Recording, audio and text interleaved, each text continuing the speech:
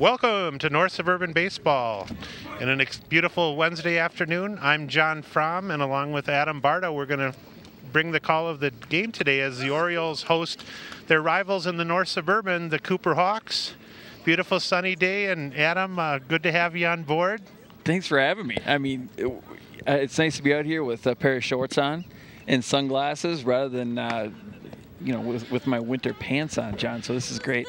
Right, exactly. We've got nice weather today, and one of Adam's secret admirers just popped by. He's got a lot of players through his Minnesota Baseball Academy program on both of the teams today. Makes it a really fun time for you to come out. Yeah, it'll be fun to see these guys. I mean, a lot of these guys like Lucas Savage, Burnley, Ryan Fromm, of course, Norca, Tyler Williams, Jacob Lindgren. I mean, these guys on both sides of the field have played together and are against each other in the fall league. So it's fun to see these guys with a different uniform on playing against each other. Well, and we've got really a nice matchup today with the shortened spring because of the weather conditions. St. Louis Park has run across a situation, as has Cooper, where you've literally been playing game after game after game. This is the 14th game for the Orioles since Monday, April 30th. That's almost a game a day. That's minor league baseball right there. No breaks at all, right? 6 games in 6 days last week, 6 games in 6 days this week. And for the Orioles today, getting the call on the hill is going to be senior right-hander Austin Brose. Brose comes into the game with a 2-1 record for St. Louis Park, and he's going to be facing one of the real young guns in the Cooper lineup. Freshman sensation Trey Rooney for the Hawks is batting. Rooney, an accomplished hockey player and also starting left fielder today. Austin pretty much will come at you with mostly a fastball and a slower curve. Did get the start against Armstrong the other day, and there's a little breaking ball that gets him ahead 0-2 in the count to Trey. Didn't have the opportunity to see that game, but I heard a lot of things about the umpire strike zone for both teams. It was a postage stamp, so Austin pretty much was just racking in fastballs. And there's a nice breaking ball as he gets 3 pitches, just what the doctor ordered if you're a St. Louis Park fan. Yeah, pretty quick work. I mean, this kid works right around the zone, and he's going right after him early, right? He's a very good athlete as well, and that brings up another two-sport athlete for the Hawks. This is senior Dylan Erickson, who's done some catching for them. He's a 2-year starter and captain of the hockey team at Cooper this year. Also a very good friend of Fromm, the shortstop, and Norca. A lot of those guys grew up together playing hockey and baseball. So who isn't friends with Norca and Fromm? Well, they're tough guys to get to know. They're really they're pretty likable guys. So Erickson against Brose here. I believe we're sitting 1-1. Little breaking ball just misses, maybe down and away in the zone there. Mitch Thomas doing the catching today for the Orioles, senior catcher for them.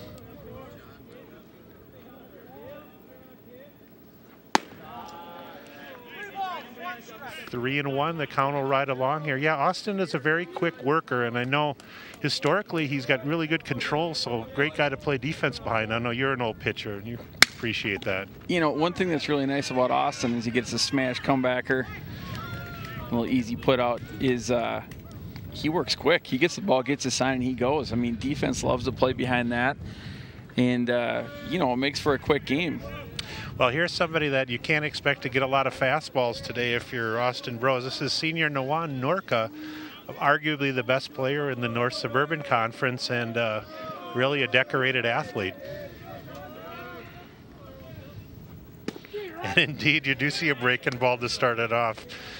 Norca, I think 3 home runs on the season so far for the Hawks in 10 games. And an inside corner with that one, so out and away. The word is out on Norca. You're going to get beat. Good beat on the break and stuff for the changeup. Good take there on the 0-2. Nice location on that, too. You know, Nawan can pretty much expect to be seeing a steady diet of breaking balls, a little Max Murphy-ish. And that's a name that in Cooper folklore, talk about a young man who you had in your program, but has done really nice things at Bradley the last 2 years. Yep, he hit 300 last year. I think he had 8 home runs, and he's hit 300 plus this year as a sophomore there. Another good take by Nawan. That's one nice thing about the book being out on him about not to throw him a fastball is giving him more opportunities to see a variety of changeups, sliders, and curves. And tell you what, he was 0-2 there and 4 straight breaking balls, and Nawan had good patience and took what they gave him there. Well, typically as a pitcher and an opposing team, you're going to pick out one guy, John, in the other lineup where you're not going to let that guy beat you. You know, Nawan is obviously that guy where they're going to show him. They're going to show him the pitcher's best pitches every day. You see him run it, yeah. And there's something you don't see every day: a pinch runner for a guy who runs a 6.6 60. You got a big league runner getting pinch run for. Yeah, and we should mention that probably the reason for that is 2 down, and he's doing the catching today. He played outfield the last 3 years as a starter, but Coach Palm, along with his staff, Coach Rivers and Coach Rooney, I had heard that they thought so much of him as an athlete that he could have played a number of positions for them this year, but they needed his arm and size to do a lot of ball blocking this year. I saw him in workouts before the game. He was a 2.15 and a 2.2. Oh, there's a nice hit by Seth Anderson to right field, but Burnley's got a beat on that.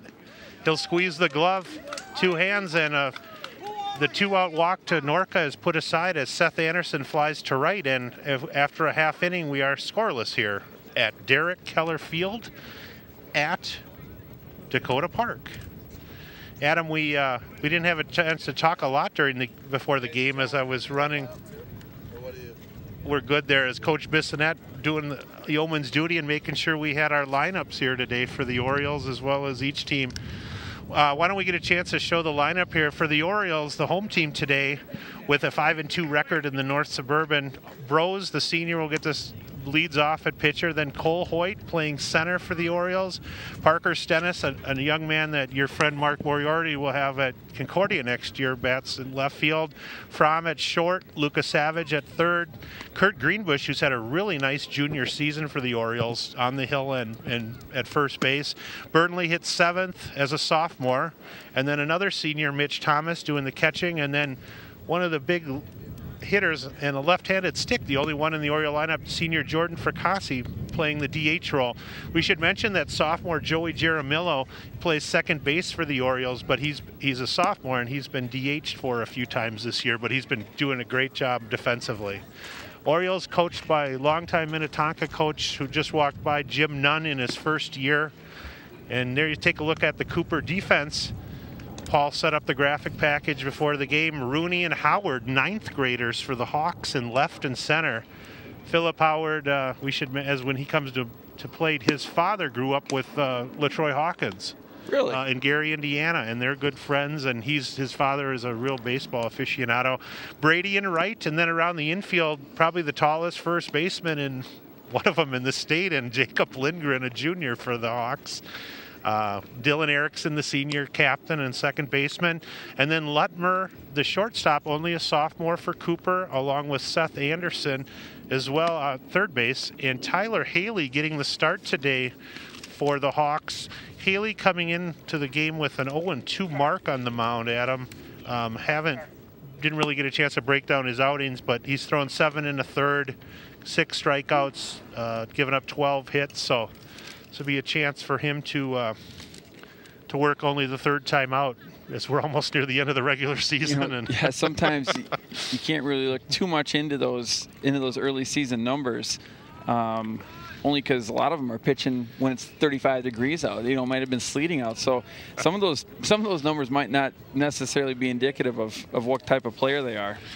Well, and leading it off for the Orioles, one of the leading hitters on the season and one of the real table setters in the North Suburban Conference. This is senior Austin Brose doing the pitching today. Brose hitting .429 on the season, leading the Orioles with 7 steals.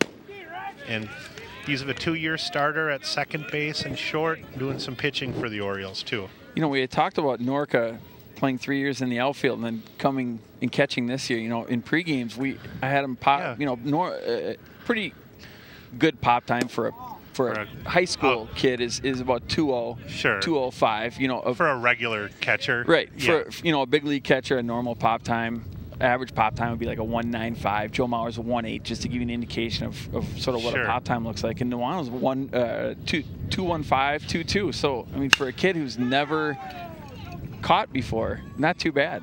Yeah, that's nice to hear. A nice line drive that's flagged down in left field that time by Trey Rooney as Bros makes some good contact. Yeah, that's nice to know. I know Nawan's really enjoyed being much more involved in the game behind the dish. And here we'll bring up a young man, Cole Hoyt, one of the senior captains for the Orioles. Cole playing center field today. I've had the pleasure to watch Cole for a couple of years, and this kid knows one speed, Froome Cat. Yeah, and there's a chopper hit deep in the hole. Going to be a tough play by Haley. Throws hard, and Hoyt's going to beat that out. A lot of infield singles off his bat, and if he can keep that ball on the ground, that's a good recipe for the Orioles. I've seen him beat out routine ground balls at third base. I mean, he's really fast out of the box. He's a very aggressive, very quick base runner.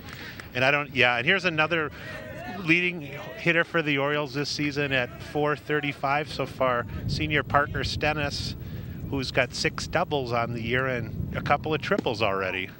Playing a lot of left field. Parker's, like Cole, a 3-year starter for the Orioles in the outfield, quarterback of the football team, and he'll be playing at Concordia St. Paul for your friend Mark Moriarty and Lunch McKenzie next year. It's a good program. Lunch is a great guy. Mark's a great pitching coach. I actually coached there for 1 year. You did? Yeah, okay. 2002. In the fall and winter of 2002, helped out their pitching staff, and Lunch was nice enough to have me on.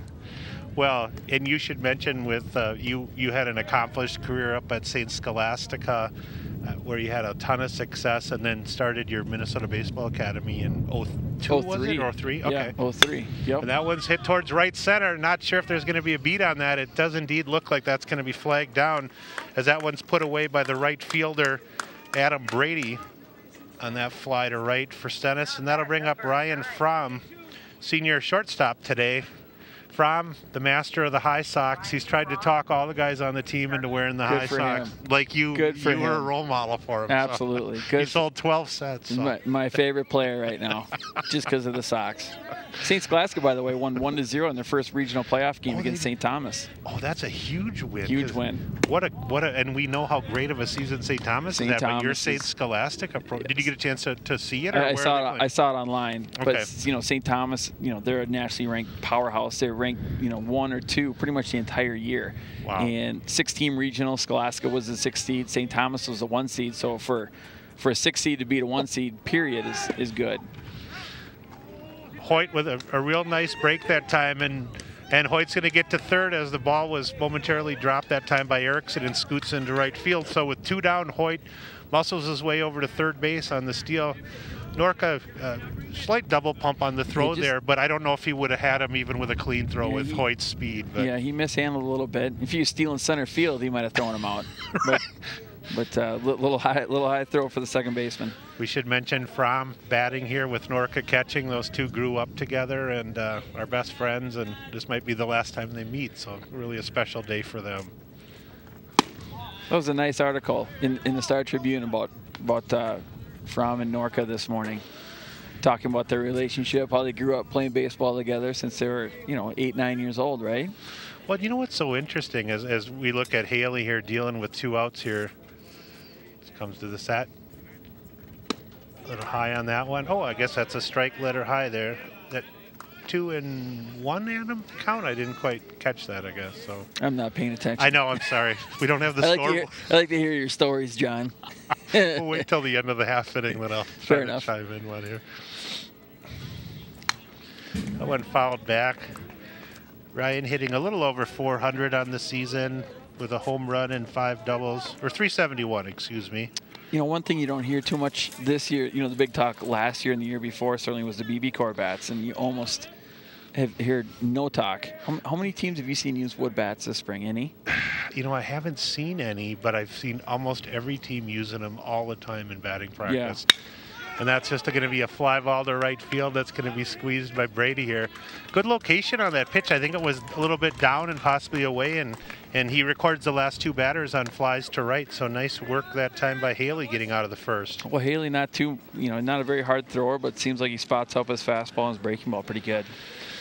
Yeah, no, we were going to mention though when Ryan was batting there with Nawan catching, you couldn't have really 2 guys that are best friends be so kind of in some ways so different on the baseball field either, because Nowan, obviously, you mentioned he ran a 6.60 the other day, which is a lightning fast speed even for a middle infielder. Absolutely. Let alone a kid with size. But, Nowan really strong, muscular, never really pitched even when I had him in Little League. Didn't really do any catching and didn't play in the infield a lot. And yet Ryan, slower of foot and more of a pitcher and a defender, in some ways. But maybe that's what helped them growing up, too. Ryan has to work on his pitching. Yeah.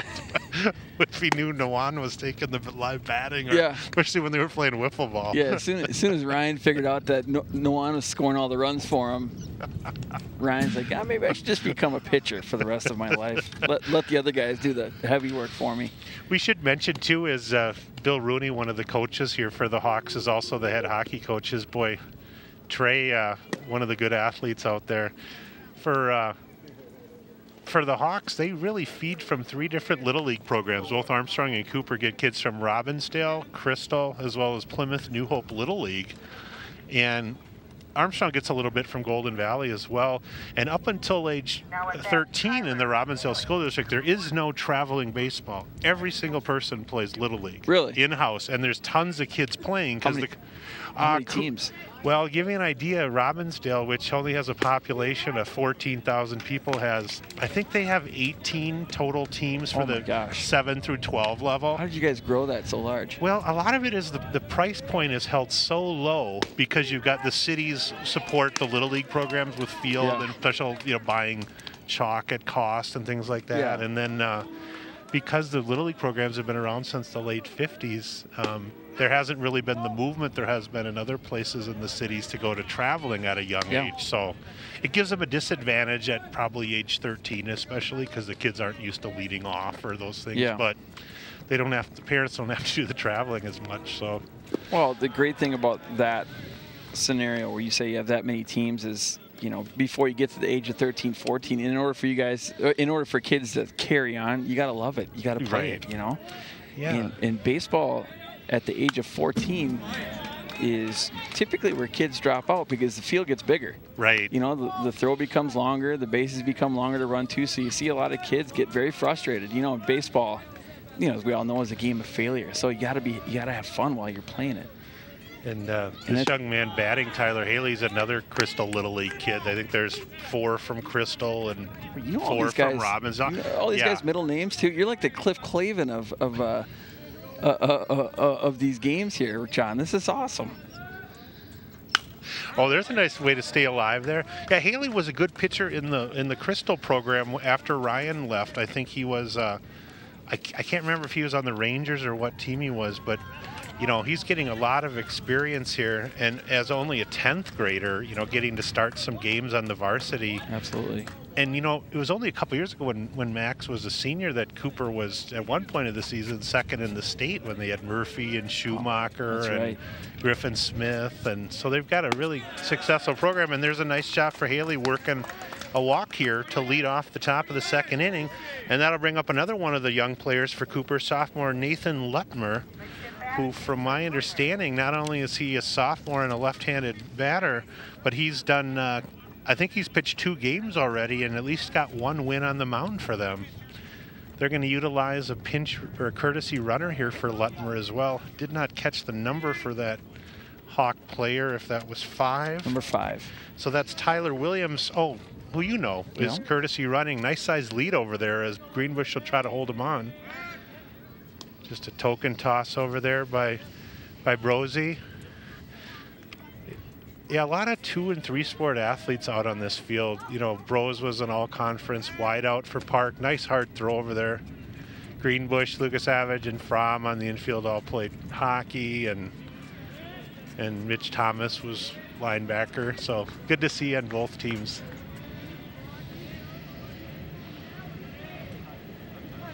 Austin really taking a long time from the set there. Do you advocate that a lot, changing your rhythm in terms of the set position when you've got a quick runner on first? Yeah, absolutely. Typically as a pitcher, it does one of 2 things for you. Number one, as a right-handed pitcher, the chance of you picking a guy off is so minimal. your job is to get that guy leaning towards first base. You know, leaning towards first base compared to leaning towards second base. That's an extra step. And when you see a guy throwing out on TV at a big league ball game, it's usually by 6 inches by a foot. You know, so if you can get that guy leaning one way, that's your job as a pitcher. And to do that, you sort of change up your timing. And guys get real uncomfortable the longer you wait. Runner gets uncomfortable. Now, secondly, the hitter gets more uncomfortable too. You know, the hitter's falling into his rhythm, his timing based on what the pitcher's doing. So, you know, it throws off the pitcher, or throws off the hitter as well. Nice square up on the bunt. That's a double hit off the bat. Thomas comes out, and I believe they're going to call a foul ball. Is that hit him in the dugout, correct? Or, yeah. The ball was bunted down, hit off the ground, and then hit his bat a second time at him. Yeah. Don't know, Paul, if we have that on the replay here, but technically, he hit that ball in fair territory. Yeah. He probably should have been called out. Called out, right. You and I aren't wearing the blue today, John, right? Once a player, always a player, and you can other square round goes high that time, and if indeed Austin knew he was going to bunt again, probably a nice choice to throw a high fastball and see if we can get him to. Absolutely. One of the things when we teach our pitchers location of pitches when we're throwing against a guy who's sack bunting, you teach him to throw it right at the chin, the hitter's chin, not to hit him, of course, but what you want is that sort of jerk back reaction from the hitter, and what that does is it starts moving the barrel of the bat. Right. And a lot of times you can induce a little pop fly. Well, here's Lutmer again as he's worked the count to a. Oh, and that's a little half swing he wanted to hold up there because that was around shoulder high, but he wasn't able to do so. So count will ride along here at 2-2 with nobody out in the top of the second. If you're just turning into Park 16, this is a beautiful day on Wednesday the 15th. And tomorrow night is going to be senior day here at the field, as all 7 of the Orioles seniors will be recognized. Adam, little break in the action there. The base umpire talking to Austin Bros. Do you think he noticed something there with this? Yeah, I think he's giving him a little warning before balk. He's that last pitch he got set real quick and went home. Sure. Probably just advising him that he has to come set. And there indeed he does. Tries to go up the ladder again. Doesn't get the offer that time. So full count. We'll see if Williams with his speed at first takes off with nobody out here. Decent sized lead. Greenbush still holding on over there at first. He's going to stay put, and that's popped up on the infield mile high. I think Greenbush calling for that. The lefty able to squeeze that. Nice play as well by Bros getting over to cover first in case Williams would have been off too far until they went for the double play. So that'll bring up Adam Brady playing right field today. He's a senior, and I don't have a lot of information on Adam. I don't think he's related to any of the Brady family from the Brady bunch, but we're not quite sure of that, so we'll get back to you. That's the kind of humor you get here on Community Access. It's unbelievable. So, one down, a little down and away. Nice job by Thomas sliding out. Mitch, a 2-year catcher behind the dish for the Orioles. Real stocky build for a linebacker type. A little up and away there. Yeah, the location has always really been Austin's calling card in terms of throwing strikes. And even last year as a junior, Park pitched, he was probably the 4th or 5th pitcher, but he's right around the zone. Yeah, when he can keep it down especially. There's a nice breaking ball there, and don't know if that got a lot of the plate, but he gets another strike on Brady here. Brady, the 7-hole hitter, and Jacob Lindgren in the on-deck circle, who stroked a home run the other night over the monster at Benilde for his first varsity home run. It's a shot. Yeah.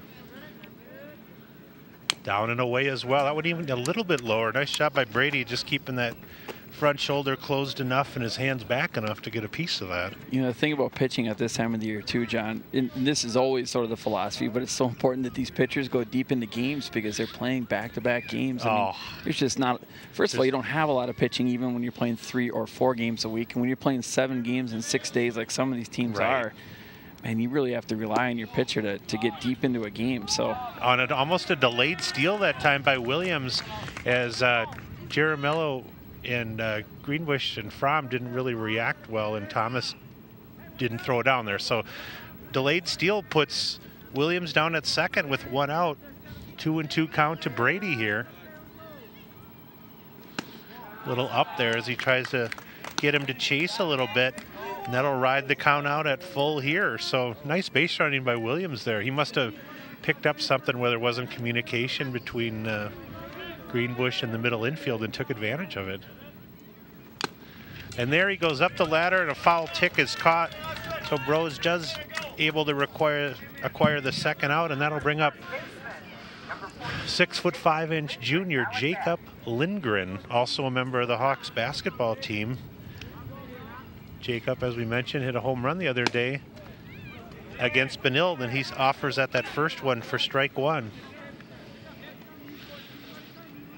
Yeah, I saw Jacob a couple times on TV get a chance to play a little bit with Rashad Vaughn and some of the good Cooper basketball players.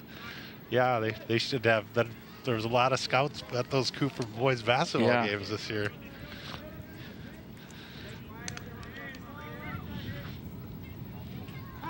Little time there. Jacob has always been tall and lanky. Boy, I remember when Ryan, I think Ryan and Jacob are the same age. I think they were both 7 on the same A minor team in Little League with Justin Rainier, and even back then he was tall and thin. Yeah. He kind of grew up in the same part of Crystal. All those kids did, Rainier and Fromm, Norca.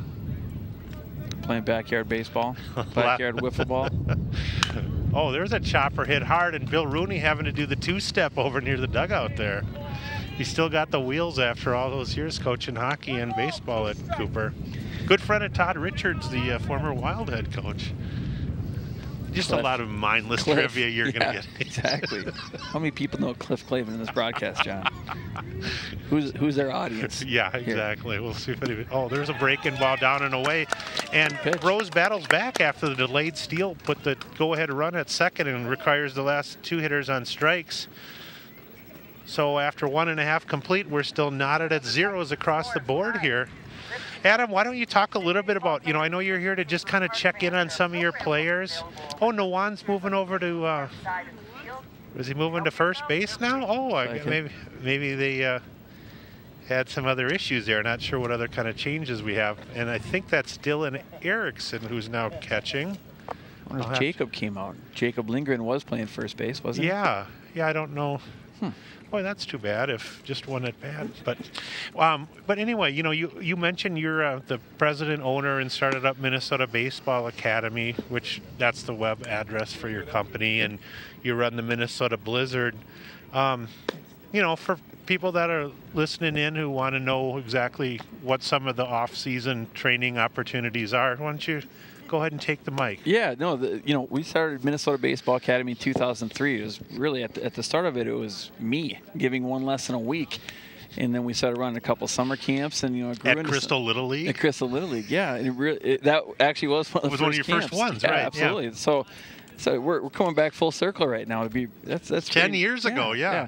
So we just had our 10-year anniversary. So, Minnesota Baseball Academies, for all kids of all skill levels, ages. Really, we've worked with kids as young as 5, and we've worked with kids, in the minor leagues. So I'd say the majority of our age group is 12 to 18. But we run individual lessons, camps, and we certainly run our Blizzard programs, which is a fall team, our fall teams. Then we have our Blizzard Elite, which are teams that travel around the country. So we have opportunities for all of our kids of all skill levels to come and be a part of something in addition to their high school and Legion teams and, youth teams in the spring. So it's been a lot of fun. It's kept me out of working for about 10 years. So. Oh, don't believe any part of that. He gets probably hundreds of calls every week and all kinds of kids he's following up on who are in college now. The gentleman stepping to the plate for the Orioles, Jake Lucasavage, was part of your travel program last year. The junior Lucasavage playing some third and a little bit of pitching this year for the Orioles. Big, stockily built right-handed batter. Haley misses down low there, and I do believe that's Dylan Erickson catching, but it's hard for me to gauge the number there. Coach. I can't see. Coach Palm, difference in philosophies here. Coach Palm signals pretty much every pitch that he wants to see from the dugout, where Coach Nunn, nice pitch on the outer half there, takes it to 1-2. Where Coach Nunn will let Mitch Thomas and the pitcher have a little more freedom to select there. You know, sometimes that depends on, you know, the catcher, the pitcher, how old they are. You know, this kid just came in to catch. So, right. You know, he's being sort of thrown into a situation here where, you know, the coach is going to take a little bit more of an advantage of the game, you know, take a little bit more control of the game.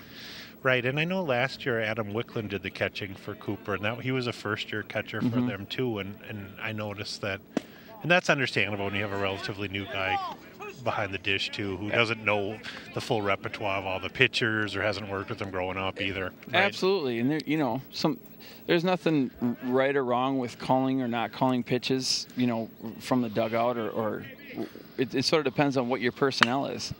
That one is a mile-high pop-up. Norca taking a look over there, but that's going to be in the long ivy back there and the long willow trees. You know, there's a big difference of, you know, Joe Mauer calling a game and then him getting hurt and then bringing up a Double-A catcher, you know, to fill in a spot the next day. Right. You know, where, you know, the catcher doesn't know the scouting reports, he doesn't know the hitters, he might not know the pitchers, you know.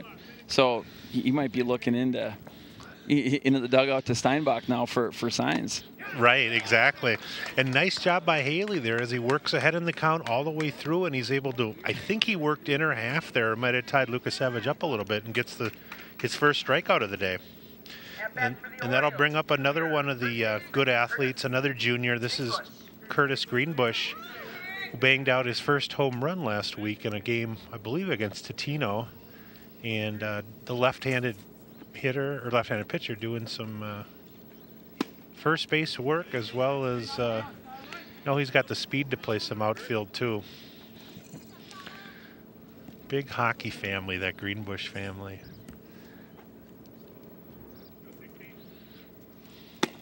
Inside again there for Haley. Nice to see, you know, if you're Tim Palm, you just got to be happy. You're seeing a lot of strikes early in the game, and Haley is only a 10th grader, so you know he's going to build that arm strength up over the years, and has kind of a free and easy delivery. He doesn't really have a great necessary push off his right side or a tremendous stride length or anything. He's got a little funk to his motion, that's for sure. He repeats his mechanics, which for a pitcher, you know, you talk about good mechanics, poor mechanics. You know, ultimately as a pitcher, you want to be able to repeat, and he does a good job of repeating himself. There's a line shot. Nice job by Howard out there, able to corral the line drive single to medium deep left center by Greenbush. First hit of the game. And Greenbush, who we should mention, was along with Stennis, Curtis had 6 doubles and a home run on the year. He was leading the team in hitting, 13 for 27. He's really been stroking it at a high rate. And here's sophomore Joe Burnley playing a lot of right field and some center. Orioles looking forward to getting him back on the mound. Someone you know well, Adam. I think this kid's future is pretty bright. Joe is a very, very good athlete. And, you know, he can run, he can throw. You know, he's learning how to swing the bat. He's got good bat speed. He gets a little long at times, but, you know, what sophomore doesn't, right? Sure. And he just loves the game of baseball. I think he sleeps with an A2000, and he also curdles up in bed with perhaps an Easton. Good for him. Good for him. And Patty, if you're listening, I'm just joking there. I don't know anything about Joe's sleeping patterns. Okay, I second that too. Yeah. You know, one thing that was really impressive about Joe is you and I talked a little bit about this, but in the last 2 years, Derek Keller, who was the captain of the 2011 team, passed away last summer after getting leukemia. And Joe, as a 10th grader, went in front of the city council with a group of players in January and got this field renamed Derek Keller Field after his teammate. And there's a chopper down the line, and he gave a really heartfelt speech in front of the city council on TV. Joe did. Wow. You know, that he wrote out all these notes and talked about how when he was in 8th grade, he called on Derek to see if Derek would work with him, and Derek gave 3 hours of his time inside one night. And that is really neat. Yeah. I mean, that's something pretty special. Yeah, and There's a breaking ball taken for a strike. Nice throw down by Erickson. A good speed by Greenbush as he gets another steal on the season. I think that's his 4th stolen base for Curtis. So runner in scoring position for Joe here with 1 down. Take on the breaking ball for the strike. And Joe also having a pretty good year at the dish so far with the contact. A little over 300 on the year, and yeah, 4 doubles. Another breaking ball in just a little inside. I don't think Tim Paul liked that call, as we heard but it definitely was a little inside, I think. That's a good pitch. Yeah, good place. It's definitely a ball. Joe, somewhat of an open stance. He's got that back foot close to the plate. That's another one that was inside corner. Joe just missed that one. That one, Philip Howard running in from center. Nice to see the 2-hand approach by Howard as he squeezes it. Orioles have put quite a few balls in the air and made some contact, but under a lot. So, yeah, one of the games last week, I think he had 3 doubles, all right, 2 short off the fence. Here's senior catcher Mitch Thomas now batting for the Orioles, also a 2-year starter. Mitch as well, very close to the plate. Orioles former coach Aaron McEachran the last 2 years played years and years in the minors as a third baseman. And they probably spent more time in batting practice than any team I'd ever been involved with. Really? They were 2 hours a day of hitting. I mean, literally, some days the kids would have 100 swings out on the field, and Aaron would be... It's not a bad thing. Yeah, he was really... And the Orioles fortunate this year to have Mike Wilson as their new pitching coach, who was Edina's head coach. And I know we're looking forward to having his son Archie up with the varsity next year. He's only able to play on the JV level with his open enrollment this year. But I had a chance to talk with Coach Olson before the game, and it's always fun to talk pitching with a fellow pitcher. Right. You guys. So it's almost like that left-hander crew, you know? Right. Oh, there's an up and in. Well, yeah, and it's nice. Just, it was really nice. I didn't know for sure you were going to be able to come to this game until just a couple hours ago, because I knew with your new team, the Blue Anchors in the Northwoods Leagues, you've got a big event tonight. Full plate. I wanted to come see the kids, though. Yeah. Well, there's a little movement on that. I don't know if that was like a slider or... Might have got around that ball, maybe cut that ball a little bit. Yeah. Good call, Adam. So 3-1 in the count here. 2 down now. Greenbush locked at second after the line single and the stolen base. Oh, and that'll lock it up at a full count here. So Haley doing a nice job fighting back here. Typically, when you have a base open here at first with 2 outs, you're not going to see a good pitch to hit, especially with the guy in scoring position. Right, right. Norca really deep at first base, but that's smart. Take advantage of his speed, make sure he can cut any angle down. Breaking ball, I think there, took a little off it and fouled almost straight back time-wise. Jordan Fricassi on the on-deck circle for St. Louis Park, the only lefty in the lineup today. Fricassi, what year is he? He is a senior, but he is a big, strong, another kid who practically sleeps with a baseball bat in his bed, and, just lives for the game.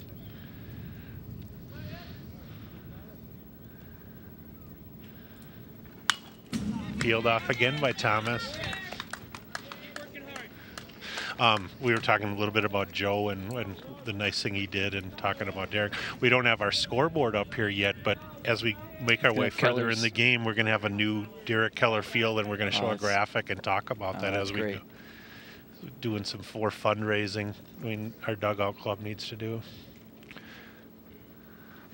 Breaking ball just as well popped up to Philip Howard, getting a lot of work out there in center, and he squeezes that one again. So 2 more fly balls to center, just missed, and that'll retire things through 2 here.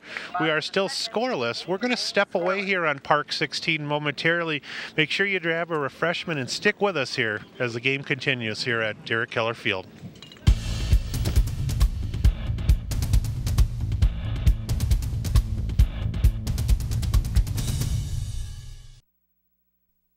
Batty, let me be honest with you. Won't filing for Social Security benefits online be confusing? George, it's simple and easy, and you can do it in your pajamas from the comfort of your own home. Oh, my. You've navigated through asteroid belts, right? Oh, sure, plenty of times. Well, compared to that, navigating socialsecurity.gov is a snap. Really? It's so easy. Even Kirk could do it. It's a long story. All right. Welcome back to Derek Keller Field at Dakota Park as we get ready to start the top of the third inning. Want to mention, Paul, if you could put up the graphic, if you do want to order a copy of today's game or any of the other games we carry on St. Louis Park Cable, you can call Paul's number 924-2635 or visit parktv.org to watch live replays on the computer, or we also have an extensive on-demand library of all kinds of our games and Benilde games. So this game will probably be up by tomorrow afternoon, and if you want to critique your own work, Adam, on the microphone, you can go on at any time. I know if you and Heidi are having, maybe a disagreement and she's kicked you out of the house, you can go on your computer. Always go back and listen to myself talk about baseball. Right. Oh, boy. Not that you and Heidi would ever have issues, because Nancy's always on my side, too, for everything. Yeah, perfect relationships. So here's Philip Howard, one of the freshmen, who hits it hard to Fromm at short. Fromm with a one hand over to throw. Nice stretch by Greenbush, and Howard. You can see why that freshman is playing with good speed. He's got good foot speed. He gets out of the box real quick. Yeah, and he was another kid who grew up in the Crystal Little League program, and his dad, as we mentioned, a family friend of LaTroy Hawkins from growing up in the Gary neighborhood. And they're back to the top of the order, and Trey Rooney. Trey went down on 3 pitches on a called third strike to start off the game. One of the 9th graders. Nice cut here. I talked to Al Newman, who manages our Alexandria Anchors team, our Northwoods team, and I asked him who was the best athlete when you were coaching, when you were the third base coach. Sure. Part of the Twins, Torrey Hunter, Jock Jones, Matt Lawton. Right. A lot of guys who could really play. Luis Rivas. Yeah, Rivas with the high socks. A lot of athletic guys. Christian Guzman. And without hesitation, he said LaTroy Hawkins. Really? Like, wait a minute. You got Seriously? a guy a guy in the bullpen. He's like, he could do everything. He could play football. He could dunk a basketball. I mean, he could do everything. Any sport he played, he was the best at. I mean, not only competitive, but he was so athletic. Wow. And I was like, wait a minute. 3-1 on the count here. I said, over Torrey? I mean, come on, really, Newmy? He's like, no. Spider-Man. Well, and then nice job by Rooney as he works out a one-out walk here. And I had heard that about LaTroy in basketball going up in Gary, that he and who's the guy who was the first overall pick in the NBA that grew up with LaTroy? No clue. Glenn Robinson. Okay. Him and LaTroy played. Yeah, I knew you were with the tip of your tongue. Yeah, it was. But I'd heard they were big basketball rivals in high school, but isn't it amazing? LaTroy's still pitching in the big leagues at, what is he? 39, 40? Yeah. And for an infielder to say that, right? Newmy hates pitchers. Well, and there's 2 body types that couldn't be any more different than Newmy versus LaTroy. Right. Here's Dylan Erickson, who grounded it back to the pitcher to start the game 1-3. You'd figure he'd have a little love for the middle infield guys. Nope. We're gonna have to tell Philip Sr. that. I don't know if he's here today, but we'll have to let him know that. That'll make him feel wonderful, I'm sure. So Erickson plays a lot of second base, now catching for them. Does a nice job taking that breaking ball away. 1-1 the count. Rooney with excellent speed. He's on the advanced 54 team for hockey. He had like 30-some goals as a 9th grader for Cooper's varsity this year. He's really highly thought of. He's got a big lead over there, and indeed he's going. Thomas with a nice field throw. Oh, and unable to pick that up. Ball scoots into center, but Hoyt able to squeeze that. Thomas with a pretty decent job on his release time there. A little short hop attempt by Jaramillo, and I think if he comes up clean, he could have drop tagged it, but unfortunately the throw bounced on him and he couldn't get it clean. The ball stayed down and sort of bounced into center right field. That was a tough play. Yeah. It was a good quick throw, but tough hop to pick up. There's one up the middle to Fromm. Let's see if he can hold on to that. Throw over to first. Nice job by Greenbush on the one hop there as he squeezes that Nice job by Rooney, too, reading that ball was hit behind him, leading off a second, and he didn't hesitate. He takes that wide angle to third, so there was no way Fromm was going to be able to throw behind him. Nice job by Greenbush on the pick there, though. Don't be surprised if you see an intentional walk here. Yeah, with first base open and 2 down, I'm thinking they're just going to put him on. It's not going to make Nawan happy, but when Nawan steals second on the next pitch, then they'll have 2 runners in scoring position. So that's just a prediction. So Norca with another walk. Can't blame the Orioles for that, as they're fully aware of his skill set. I bring up Seth Anderson, the cleanup hitter, who had a medium deep fly to right to be recorded in the first inning. He's playing shortstop today. Did you have Seth at all with your Blizzard program? He played on our 16-year-old black team. Yeah, so you've really, there's the throw through and a nice cutback, the throw home. Oh, nice job by Rooney as he's going to make it clean. Orioles run the play there where they throw through and Jaramillo takes the cut read. I couldn't tell, was it a clean catch and throw back to second? Throw back home? Yeah, he just made the automatic read. He left on release, and he just beat the throw home. Yeah, because I don't think Jaramillo, and even if it was absolutely perfect, Rooney was safe. So you just got to tip your hat on the double steal there. That's nice baseball to see, too. So Rooney's wheels are able to get him 2 stolen bases on that sequence, and Norca down at second there. So indeed, what we thought would happen with the intentional walk and Nawan taken off right away with his speed. Good as a base hit. And that was probably the right play for the Orioles defensively. Absolutely. Because there was really no option of probably getting Nawan on the steal. And that ball shot over the head of first base coach Bill Rooney. Got to be fun for Bill to have his son Trey out here as a 9th grader. He coached him in hockey all winter, and now he's got him on the baseball field. So I know he's their head sophomore coach, but something tells me that he's going to get more varsity games as a coach. That one peeled foul away, too. That hits off. I don't know if that hit off the canvas there. Hit off a bulb. Hit off a glass bulb. Didn't break. So 1-0 here as we're in top of the third, as the leadoff or the 1-out walk to Rooney is beneficial to the Hawks as he steals second, goes to third on a ground ball, and scores on the double steal. So a run without a hit so far for Cooper. And one of the faster guys around, Fromm trying to duck behind Norca. There goes Norca to third. Thomas going high, and Norca had a nice jump, even though Fromm ducked behind him. I don't know if Austin looked twice back to second or if it was just the token 1 look, but Mitch had a small delay on his release on the throw. But Lucas Savage did a nice job coming off the base to steal that, to stop that, didn't he? As a runner at second base, you're taught to read off of the pitcher's brim when it comes around to home plate. So he got a pretty good read. And of course the high throw, that was a better play by Chopper. Hit off Brose's glove. Throw to first is in time, and a nice job by Anderson hustling, though.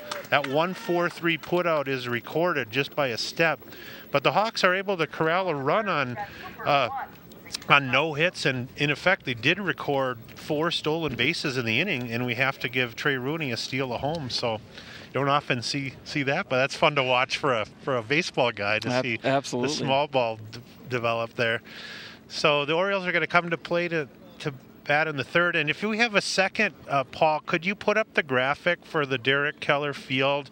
Just wanted to talk. We mentioned, Adam, a little bit about Joe going in front of the city council and the field being redone. This is what's next Wednesday, May 22nd. Next Wednesday, May 22nd. Mark that day in your calendars. The Orioles are playing their last game of the season at home here. That scoreboard, after months and months, is finally being installed next Tuesday. Cool. And will be out in left field. You'll see have the Derek Keller Field logo on there, home of the Orioles. We do ask that you spread the word. The Dugout Club for St. Louis Park Baseball is a group of us high school parents who incorporated a nonprofit, and we have raised $3,000 so far for that scoreboard, but the city has asked us to pay for another $10,000 of it. So we have another $10,000 to raise. Might be coming back to you, Adam, with maybe some ideas from what we might be able to do here. We should get that up on our website. I would, yeah. We could send an email out. Email the story for people who don't know about it. Yeah. And certainly make it a part of, make it a part of the, the goal to raise those funds. And if you do get a chance, call that number for information. That's Elizabeth Griffin, and all donations are tax deductible. So thank you, Paul, for putting that up today. And this leading off the bottom of the third for St. Louis Park. DHing today, who's also played some right field. Here's Fracassi, the big left-handed stroker. He had Jordan. I want to give a real shout out to Jordan and Martin Schlegel-Wiener, another one of our seniors. Martin and Jordan, well, especially Jordan, practiced almost every game last year on the varsity, but he only got to appear in maybe one at bat the whole year. But he really worked hard with Aaron, and this year he's getting to play on like a halftime role, and just loves the game, and it's just nice to see him rewarded for all that hard work last year and over the winter. So it's one thing for the kids that get to play every day, but when you just go to practice and don't get a chance to play, that really shows how much commitment you have. And a lot of times other people don't see that, Yeah. They don't see how much hard work goes on. Yeah. And he's a kid like Martin, too, that's really had to work for everything he's got growing up. He goes up the ladder to try to... I like the way this kid swings a bat. He sure didn't get shoot. He's got a big, stocky build, too, as a lefty. He doesn't look like a 9-hole hitter, that's for sure. Wow. No, he almost jacked one last week, one game. But is he going to school somewhere? No, nothing set up yet. Like I said, didn't really get to play as a junior at all. And a little bit behind there as he took a half swing, and he is retired on that. He'll be disappointed he didn't get a full cut on the last one. But that'll take the Orioles back to the top of the order here in the bottom of the third. And Austin Brose, who led off the home half of the first with a line drive to left that was caught. Brosey wearing number 6.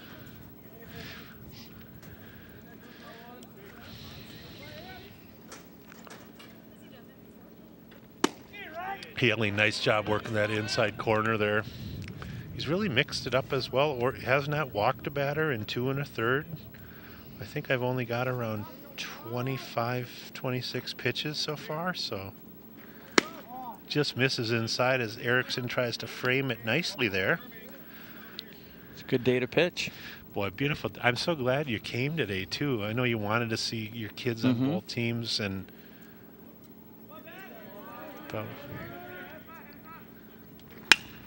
we should mention, Adam, you're we'll talk a little bit, maybe at some point too about your new venture with owning the Alexandria Blue Anchors of the North Woods League. I know I was really excited to hear about your involvement with that. Yeah, it's pretty exciting, John, because this past winter I was approached by Scott Allen, one of the gentlemen from Alexandria, and his son Ben plays in our program.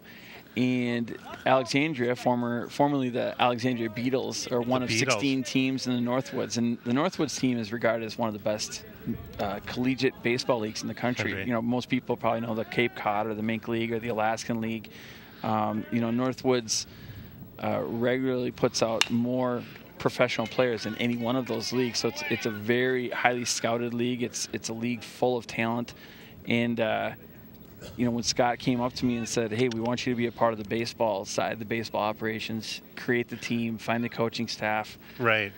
I was like, this is it. This is awesome. I really thought I had this goal. 2 and 2 count rides along here on Brose. I had a goal of being a part of a Northwoods franchise 10 years from now. I had actually wrote a little essay about a year ago and put it up on the website that one of my goals in 10 years was to own a Northwoods franchise. And full count now on Brose. So you had just done that a year ago, and then Mr. Allen. And then it came to fruition. I'm a big believer if you sort of share your dreams with other people, it's they come true a little quicker. I didn't know it'd be that quick, John. Well, but the risk versus reward was certainly there. I'm really excited about it when we took it over from the league. Oh, a beautiful job on the inner half. Austin doesn't agree with that, but he has to take the march back to the dugout for the second out of the inning. He spotted one up down and in. And that'll bring up Hoyt, who beat out the infield single to deep short with 1 out in the first. He's got those nice white high spikes on. No, I was going to mention too. Nawan and Ryan had the privilege of going up to Alexandria for one of your Blizzard showcase that you had last year, and I've told numerous people that was one of the real highlights for those guys getting. That one goes behind Hoyt's back, for getting a chance to be seen not only by you and Newman, but have a chance to play in a game and go through all the nuances of a showcase. But that's a nice field up there with that, with the big lake in center field. And I think haven't you been doing stuff to improve the field too? Because it's a little older complex. Yeah, it's sort of the Fenway Wrigley of the Northwoods. We certainly don't have the immaculate Target Field. Yeah, the suites aren't available yet. Hey, our suites look a little different. Our suites consist of, a man cave right below the stands, which is awesome in its own right. Sort of like sitting on top of the Green Monster. Right. Well, I thought it was such a panoramic view, and what I think is so cool about it, just on a personal level, from Nawan and Ryan and all these kids that you have that play with the Blizzard, is until this development, a lot of times your kids would finish your high school or nice shot by Hoyt deep to the corner. Hoyt's going to bang out at least a double on this one as he gains with speed. But Rooney with a nice throw to second, and Hoyt almost. Boy, beautiful throw by Rooney is what seemed like a for sure double with Hoyt's speed. So he banged it hard. I don't know if we have the replay of that as he turned on that inside fastball. But Trey is a good athlete. Can't really see that. But he right on the bag with that throw for a nice perfect throw. Yeah.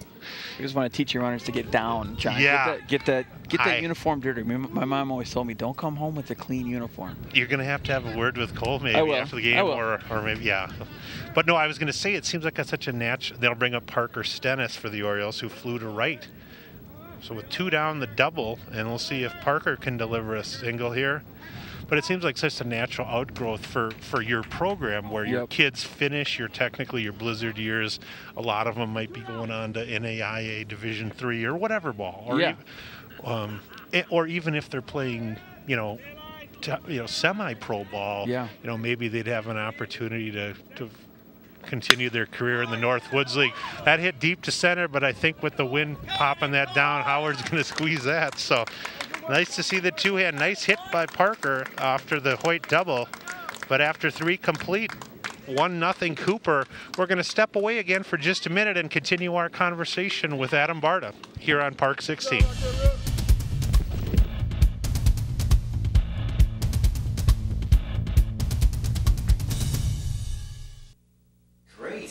Ah, the comforts of home,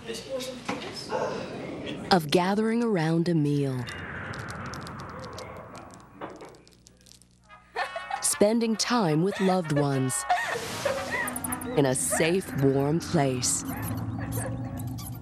Millions would love to live in a house just like yours. Maybe they already do. Learn how to protect your family at pestworld.org. So, yeah, I can't say lunch has done a lot for me, but as a person, obviously a coach. And then Mark Moe, oddly enough, I recruited him. All right, we are back here. Small world. We are back here at Derek Keller Field as we moving right along. The Orioles have officially no runs on 3 hits. Hoyt with 2 on infield single and a double down the line, and Greenbush with a single. And so far for the Hawks, just the 4 walks. 1 intentional to Norca, but last inning the walk to Rooney as he came around with 2 steals, and that'll bring up Lutmer, number 1 for them, Tyler Haley, the pitcher, number 1 for them, who also walked to lead off the 2nd inning. But yeah, I was going to say though, to finish what we were talking about at the end of last inning, swing and a miss by Haley. You talked a lot about the North Woods League being such a premier league for small or Division I or Division II athletes that want to play in the summer, and there's so many teams in that league too. And is it an active thing where you have to be involved in recruiting players now? That's all I do. Yeah. Okay. Yeah. I mean that's the big thing. I mean, our most recent player Alan Craig, first baseman from the Cardinals. Oh, He just signed wow. a $30 million deal. He played for the he played for the Beatles back in the day. Curtis Granderson played down in Mankato. Sure. I mean, there's a lot of big leaguers out there right now who have played in the Northwood. So, I mean, our middle infield is made up from guys from Florida State and Cal State Fullerton. 3-hopper to Fromm, thrown over to Greenbush, and they're able to get Haley on the 6-3. So was that a hard part of taking over ownership so far in the season? Or was there a lot of that set up already for this season? Did you know a lot of the players you had already at least? Or? A lot of the roster for the most part was set. So we have what we have, which is good. We're excited about that. So, I mean, we have a lot of very good players coming in. Right. It's our goal in the next couple of years to get a lot of local guys, either guys who are playing college baseball in Minnesota or guys who are born in Minnesota, to get a little bit more hometown feel. Right. There's a lot of very good players. That one hit hard by Lutmer, pulled foul down the line. From around the country, but in order to get butts in the seats up in Alexandria, you got to know the names a little bit. So we're excited about. Well, in the pipeline you'd have to be able to, I would think, to potentially attract a lot of interest in being only a few hours from the cities too, as opposed to being in Minot or Thunder Bay or something where you could say your parents can come up and see you some. Yeah. And well, let's look at two. That ball thrown back to our home plate umpire, John Kiesmer, I think his name is. John E umpire EU. Had a little E on that. But we can look to. That one popped high, fouling back, and that'll make the count 0-2. We can look to two players right now playing across from each other, Ryan Fromm and Noan Nork. I mean, these guys have the potential to be teammates again next year, which would be pretty cool. Boy, yeah. And how neat would that be to have, two Minnesota kids from two relatively small towns, playing together since they were 7. Yeah. Teammates again, Well, and there's so many, and what's nice too is with you being I had the pleasure one year of coaching for you in the fall league, but as you and I have known each other now for 10 years, you build long-term relations with families and kids, and then you meet other families as well, and it's nice for you to have an opportunity to see the continuation of some of these kids. Yeah, it's a lot of fun. Whether they end up staying in baseball or making it baseball, or whether they go into coaching, or whether they go into teaching, or there's so many umpiring. I suppose it'd be nice to know some umpires down the road. Hire them in our fall league, absolutely. Pay them a little less, save on the bottom line, maybe. No, I'm just joking. So Lutmer rides along with 2 strikes here as he fouls that one off. Down, nice location on that one. Thomas trying to. I think this kid can really play, John. Yeah, he's only a 10th grader as well. So I really like him. I know it's his first year on varsity, but Cooper's only got 3 seniors in the lineup today, and then everybody else is a 9th or 10th grader. I mean, they're playing 5 9th and 10th graders, wow.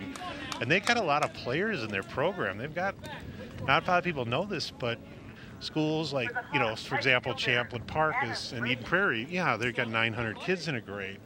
So you're going to have 100 kids in your baseball program, but a school like Cooper still has 80-some kids playing baseball in 4 grades. Right. So your freshman and sophomore have to pick up the slack, right? Yeah, exactly. That one hit to center. I see Hoyt not able to get that as he charges hard and momentary rumble. But first hit of the game, and that's Brady, who had struck out last time up. So first and second now after the Lutmer walk and the single by Brady. And this is Justin Spud Rainier, one of our old friends from Crystal Little League and used to be at our house quite a bit. Spud was a name coined on him at age 8 in Little League, and now no one practically knows his first name is Justin. His first at bat of the game as he's playing second base now. And he came in for Jacob Lindgren, who struck out in the first inning. So Spud Rainier takes a look down at third. Spud Rainier, what a great name. And I was at the field when he got that nickname. Really? And I got to tell you the story after this pitch. So it's as simple as this.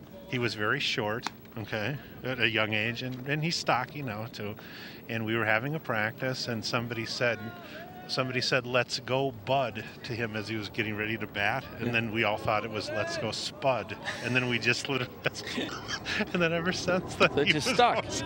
Right. And then he never, Justin won't be mad I say this, but he didn't ever grow a lot. So Spud was so appropriate. So you can go to the Cooper hockey games, and it certainly says Spud in the program.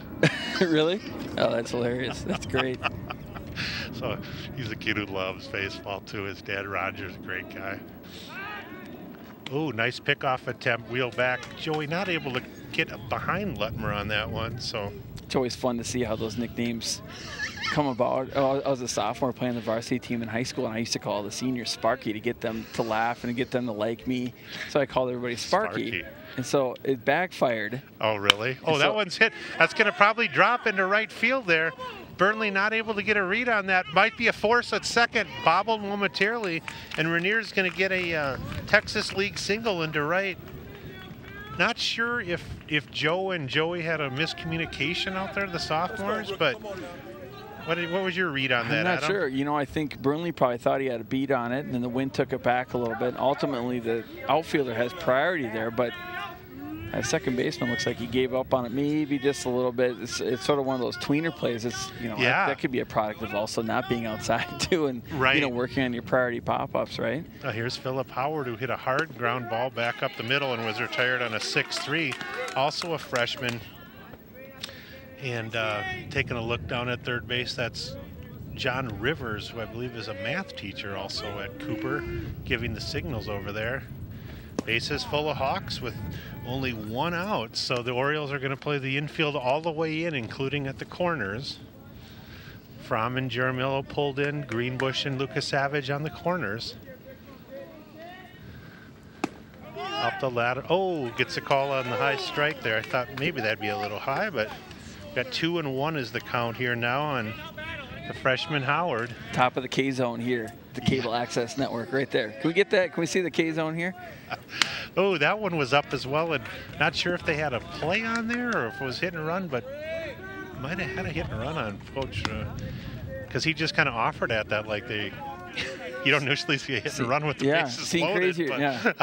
Seeing crazier things in high school baseball, right? We had a play I'll have to tell you about. 2-2 is the count. Rose delivers again here. That ball popped up foul as well. We had a play last week in the Chisago Lakes game, one of the craziest games I've ever been involved in.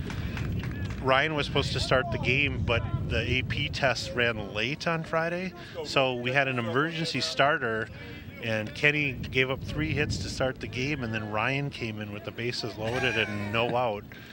And nice breaking ball to retire him there for the second out. That'll push us back to the top of the order. And Trey Rooney, who walked and scored the only run of the game after he stole second and home. But I was going to say, what was so funny about it was, so the game goes on and on and on and on and on and on, right? Ryan's pitching, the guy for Chisago is doing a great job. Neither guy walks a batter. Neither guy, the whole game. Till the 9th inning, the Chisago guy walks a batter. But before we bat in the 9th, in the top of the 9th, Chisago has a guy on third with, there's going to be a pass ball. Runner breaking from home, throw, and going to beat it safe as that ball hits off the top of Mitch Thomas's glove, and Lutmer's able to race home there. I think we'd have to, I don't know if that's a pass ball or it hit off his glove. It was high, but I think it'd be a pass ball. Yeah, that's my read on it too. So Brady able to move up to third and Spud Rainier down to second. So that plates the second run of the game. Rooney takes that one as a ball. But anyway, so there was a runner on third. So nobody had scored since the first inning. It was 1-1 the whole game. 9th inning, they get a runner over to third with 1 out. And with an 0-2 count, the Chisago Lakes coach, who's been there 25 years, called the suicide squeeze with 2 strikes. So, and it was a low pitch. Oh my gosh. So and it worked? No, it didn't work. He missed it, and then the runner was tagged up. And I'm like, holy cow, with 2 strikes. Yep. I had never seen that. I was like, that one in the dirt. And too bad for the Orioles as, Mitch Thomas goes down hard after he trips over Trey Rooney on the called third strike. He's okay, I think. Wow, that was, boy, that was really an unusual sequence. Just talking about the craziest things you've seen at games, right? I don't think I would have. And you know what was so bizarre about that is that it was actually Greg Nightingale. By the way, we got the numbers wrong there. Nightingale apparently pinch hit for Rooney. That was Nightingale that batted, who went down on strikes. But so after the passed ball, watch this. He tags him and then he's just jogging down the line. And then he just trips over and he's down for about 6-7 seconds, and I thought it was just harmless, and then thank goodness he popped up. That's a not top 10 right there. Send that in, guys. Paul, can you put that up? With you, we don't have a zoom feature on Ellie's camera above the third base dugout there. That would have been hilarious. So, 1 run does come in for them on the pass ball, and that'll make it 2-0 here as we go to the bottom of the 4th inning for St. Louis Park. From Lucas Savage and Greenbush. And are you heading up to Alexandria still tonight to do the logo one? Or no, I'm here to see this game, and then you and Heidi with probably a 5-course meal at your favorite French restaurant, or Chipotle. Chipotle? Yeah, 5-course. You got the rice, the chicken, the hot sauce, the cheese, and the lettuce. Isn't that every ball? I mean, I think all of Ryan's friends on the team, all I love amazing. Is between Taco Bell and Chipotle, they should all have jobs at both places. They should, or stock. Or one stock, of the two. yeah. After every Blizzard practice, I bet you we had 20 guys over at Chipotle every single Saturday. So Fromm leading it off here. He flew to right to end the 1st inning. And since then, it's been really the Orioles have 3 hits on the game, and the Hawks just had 2 last innings, so not a lot of offense generated so far. Here he took at Ryan. Yeah, Joe's the only one wearing the high socks now, after Ryan keeps thinking more guys will buy into the high socks. But that one hit to the gap in left center. Howard with speed. He's got it.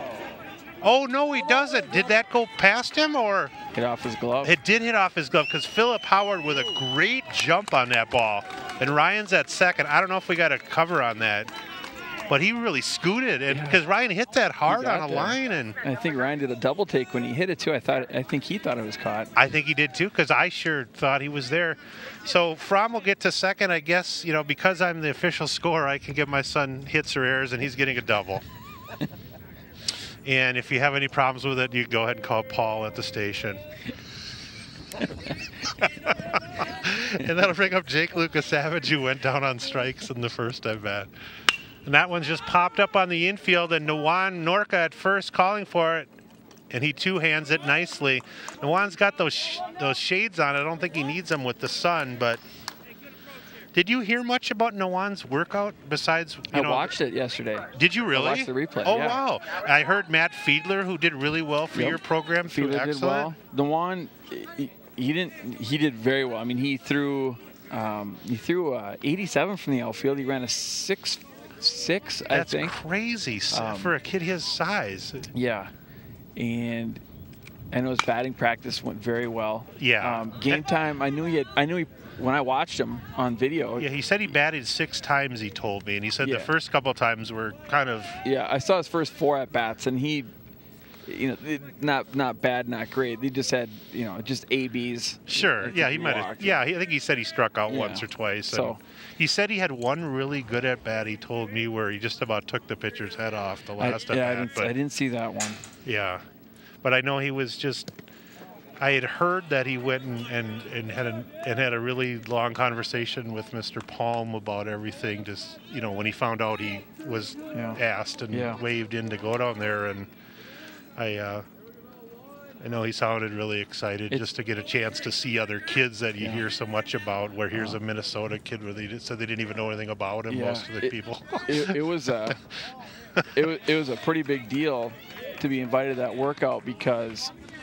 There's kids up from Texas, California. There's kids from Puerto Rico there, from New York. The first 4 or 5 pitchers of the day were 93 to 96.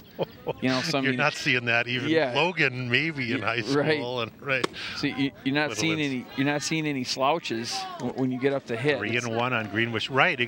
But you know, that's what I think he was really excited about, was just seeing how he could measure up after not seeing a lot of speed here. Was at least to say, hey, you know, he belonged. And going to your events, he told me your event last summer playing for the Blizzard helped him, I think, mentally a lot to just be ready, to just find ways to relax to go to that too, because it's got to be kind of nerve-wracking sitting around that long. You know, so Curtis works out a one-out walk, and Greenbush at first and Fromm at second, and here's Joe Burnley, who had a nice deep fly to center on a ball he just missed taking out of the yard in the second inning.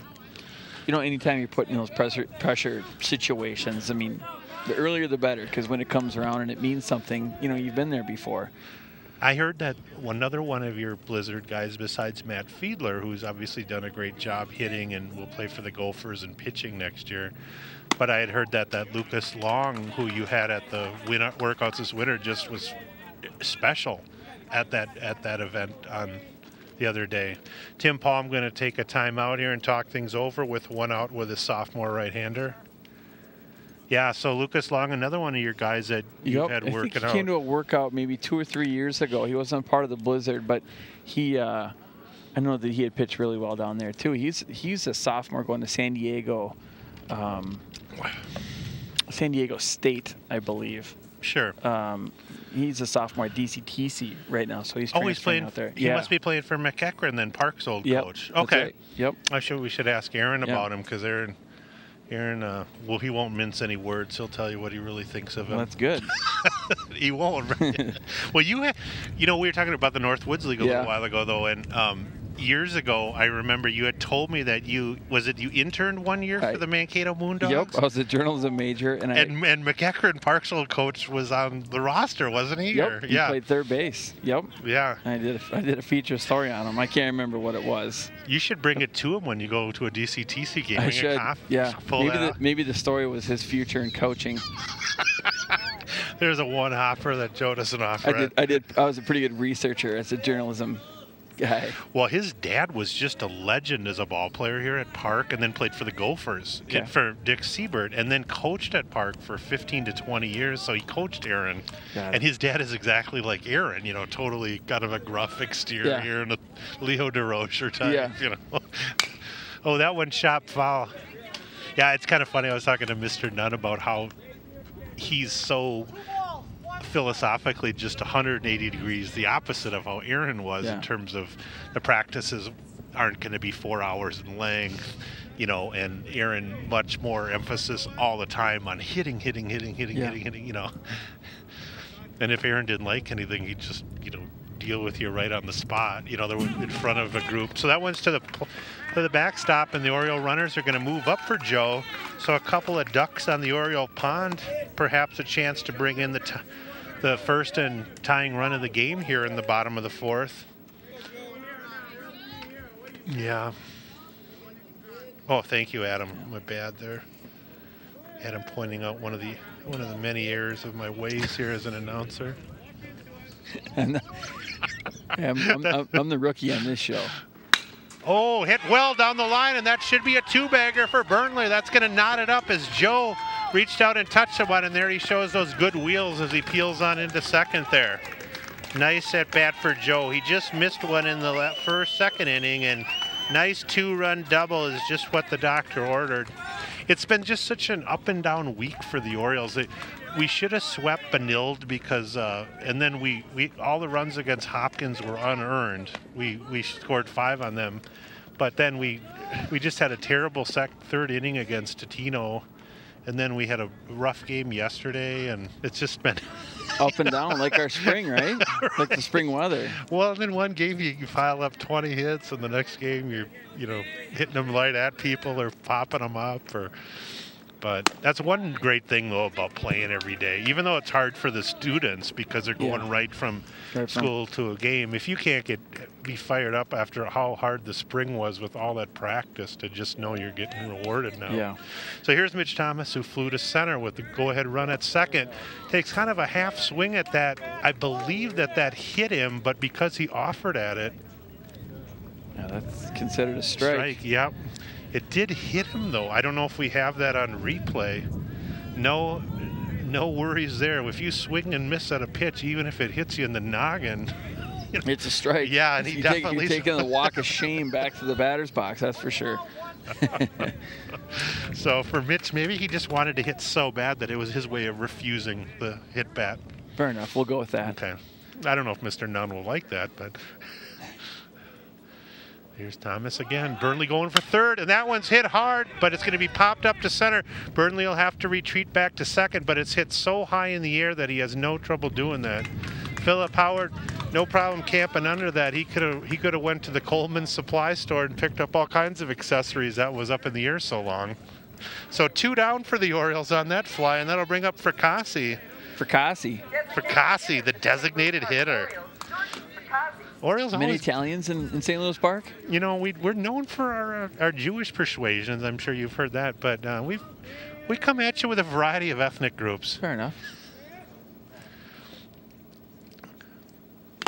There's a big cut for Jordan. Yeah, I like the way this kid swings. I know, and even though his first at bat he kind of went down on a half swing, he hasn't been getting cheated much this season, which just a little shorter to the baseball.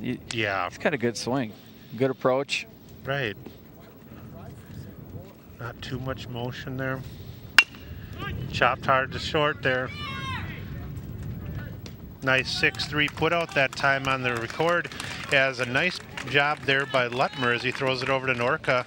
But the Orioles are able to plate 2 on a couple of hits as Fromm led off with a double, and then after the Greenbush walk and then moving up, Burnley with the nice line drive double down the third baseline. And not a surprise, after 4, these teams who are so close to the standings are knotted at 2. We're going to step away for just a moment here on Park 16. Make sure you stick with us for more exciting North Suburban baseball.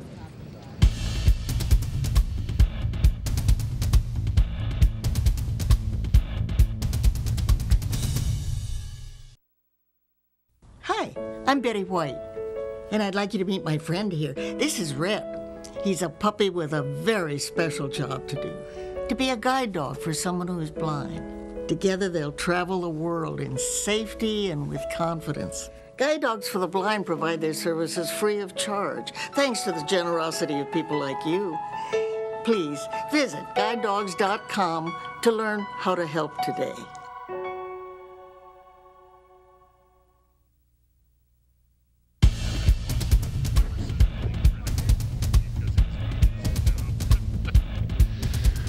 All right, we are back here for the top of the 5th inning, and Austin Brose and Tyler Haley still locked in a pitcher's duel here after 4.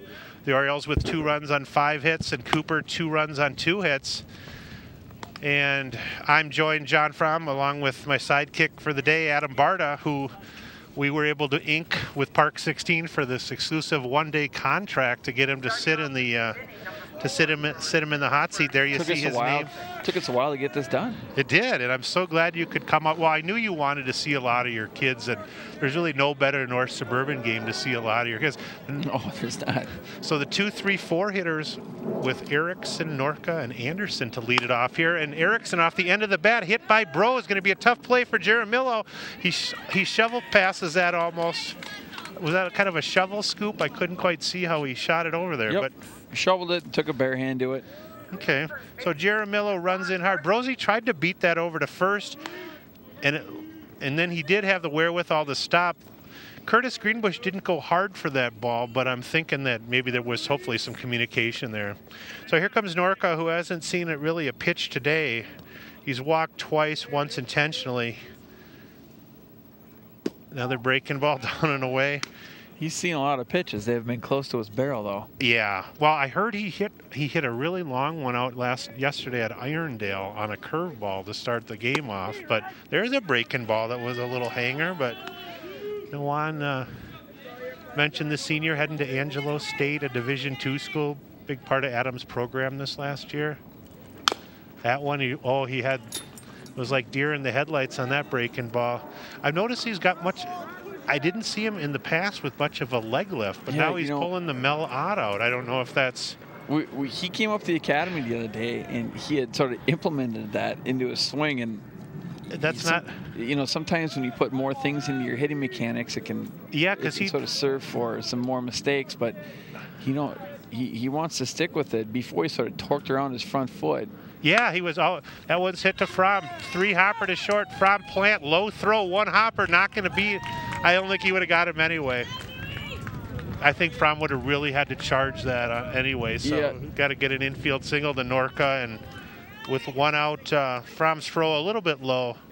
But he would have really had to charge. Yeah, look at, even if that was on line, he was already by the bag. Yeah, the one's pretty quick home to first. How fast is a 6.60 60 for a large physical outfielder? I mean, is that normal for in the big leagues? In the big, okay. Yeah, and you know, an average or like for a, you know, is an that average 60 time is 6.9. So in the majors? In the majors, yeah.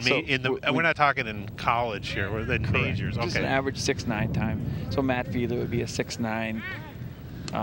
Sure, and I remember Matt and Nawan had the Joe Burnley would be he'd probably be about 7.0, 7.1. Okay. You know, pretty good for a freshman sophomore. Oh yeah, really.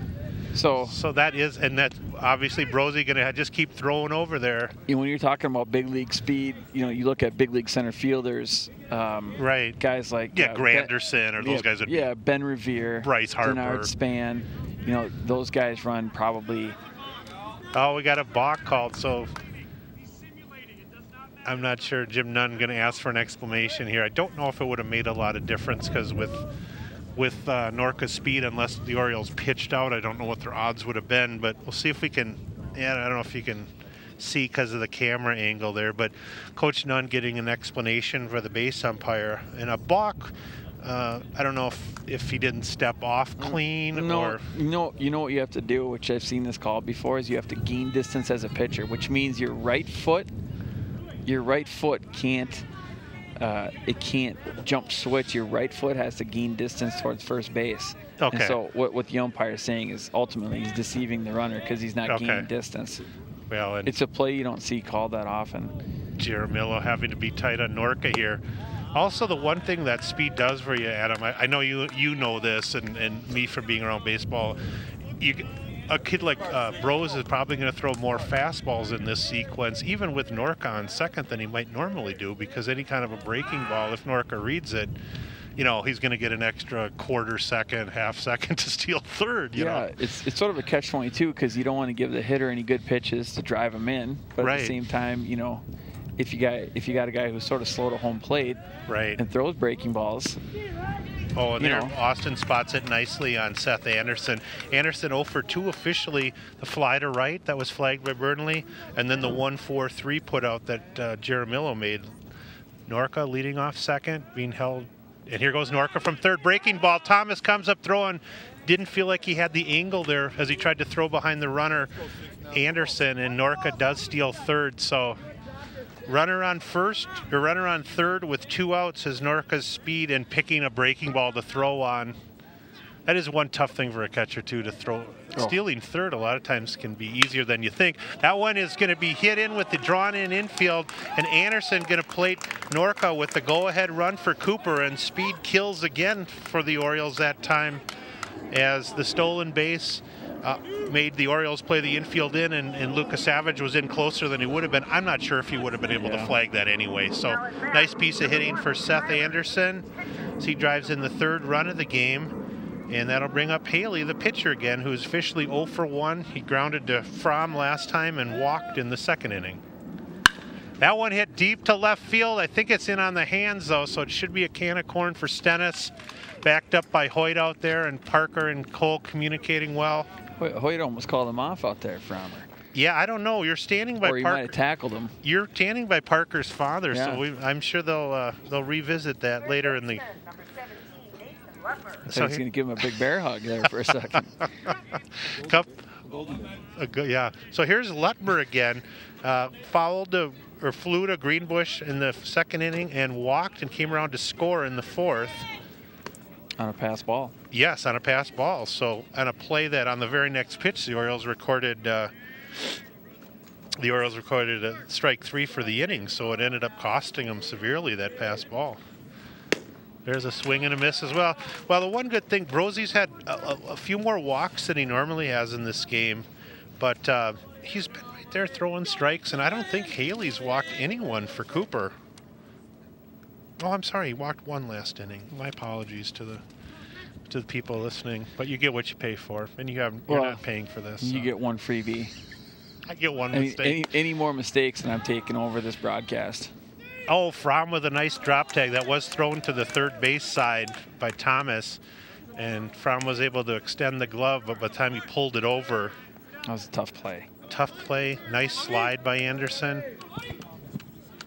Yeah, I think Ryan's really going to miss playing a lot in the field. I know he doesn't have a lot of foot speed, but I always thought maybe he'd stay with third base or make that move. But are they going to give him a chance to play two ways? I think, I don't know. I mean, they recruited a big, strong third baseman this year who was a freshman, who's Matt Johnson or something. Okay. Somebody from Ankeny. Yeah, I don't know. You probably know him. But yeah, he's been playing a lot, so I think he's a bruising. But maybe he could be a later inning replacement or something. There's a chopper to Jaramillo, throw over to first, and that'll be a 4-3. So the Hawks are able to use speed to generate their third run of the game and go ahead as Norca singled to short and then moved to second on the balk, stole third and scored on the single by Anderson. So 4.5 here, and if you get a chance, Paul, let's put up the graphic again for ordering a copy of this game, as the Hawks are going to have a pitching change. If you do want to get a copy of this game or any of the other games, or just watch on your computer, go to ParkTV.org. You don't need to have cable in St. Louis Park if you want to use the ParkTV website. Anytime the games are rebroadcast on channel 16 or 14, you can watch the live web streaming, which I don't know if you take advantage of in Roseville, Adam. Oh, every time it's on, I do. And then also the on-demand feature is really good. There's like 400 programs in the on-demand library, so you can watch. I know, Adam, if you're interested, watch yours. You could watch some of my work on St. Louis Park Hockey, critique me. Mm-hmm. We could look at that as almost my video resume for future employment. Absolutely. I think we'll use today's broadcast as your this is an interview for future Alexandria Anchors broadcast. Yep. So fans, if you are listening, you do want to get in touch with Adam if you have any positive feedback on my work today. If it's negative, just keep those comments to yourselves. No reason to ever say anything bad about me. Post them on our Twitter page at Alex Blue Anchors. So anyway, and if you do want to get a copy of the game, it's $15 for one if you want a DVD, or if you buy 3 or more, and perhaps you would like to get 3 or more, it's $10 a piece. Jacob Lindgren, the new pitcher in the game for the Hawks. Don't know if we have any stats on Jacob for the season on the mound. We'll take a look here. And if you remember, while you're looking at those stats, Lindgren was taken out in the first inning. Yeah, so he's in on the re-entry. Yeah, obviously for the re-entry position. Rainier was who he batted for, and Rainier out of the game at second. It looks like Haley, who was pitching, went to second.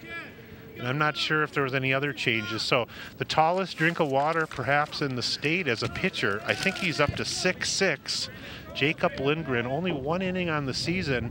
And he'll face Austin Brose to lead off the Oriole fifth. So,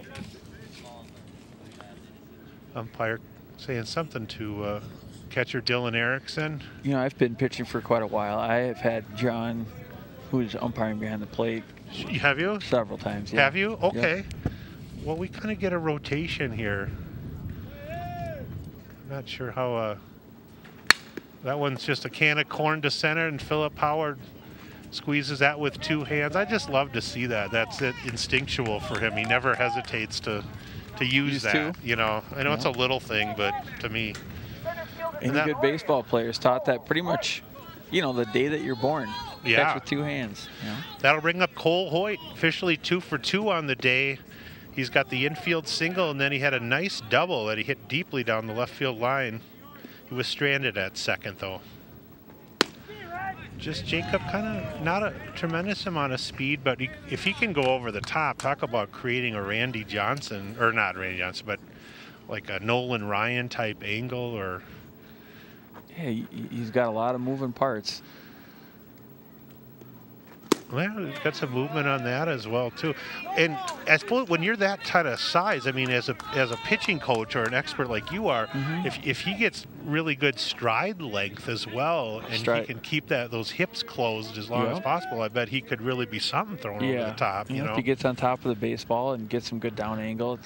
And he's only a junior, so you figure, and he goes right on the corner, and he absolutely shaves it. So that'll be the second out of the inning. First time Hoyt's been retired.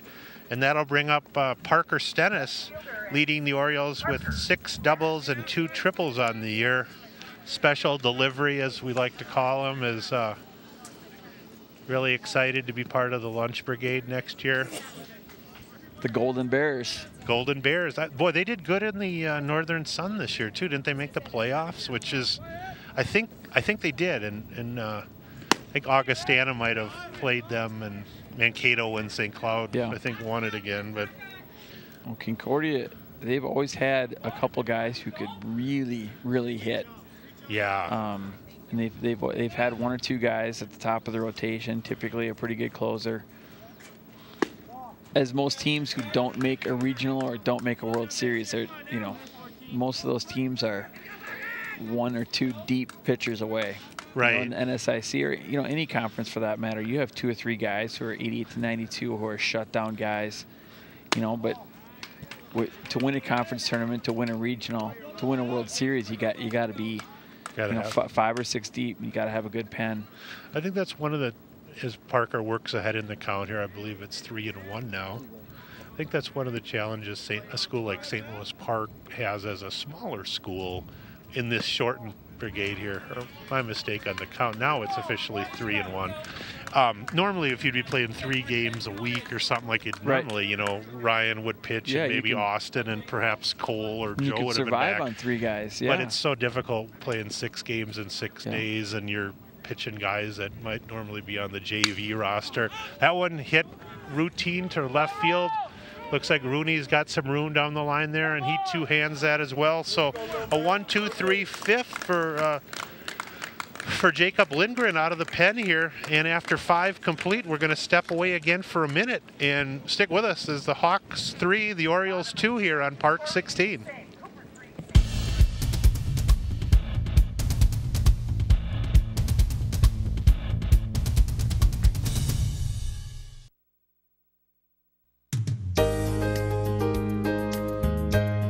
Hey, Joe, are you a male living in the United States or U.S. citizen overseas between the ages of 18 and 26? If you are required to register with the Selective Service System.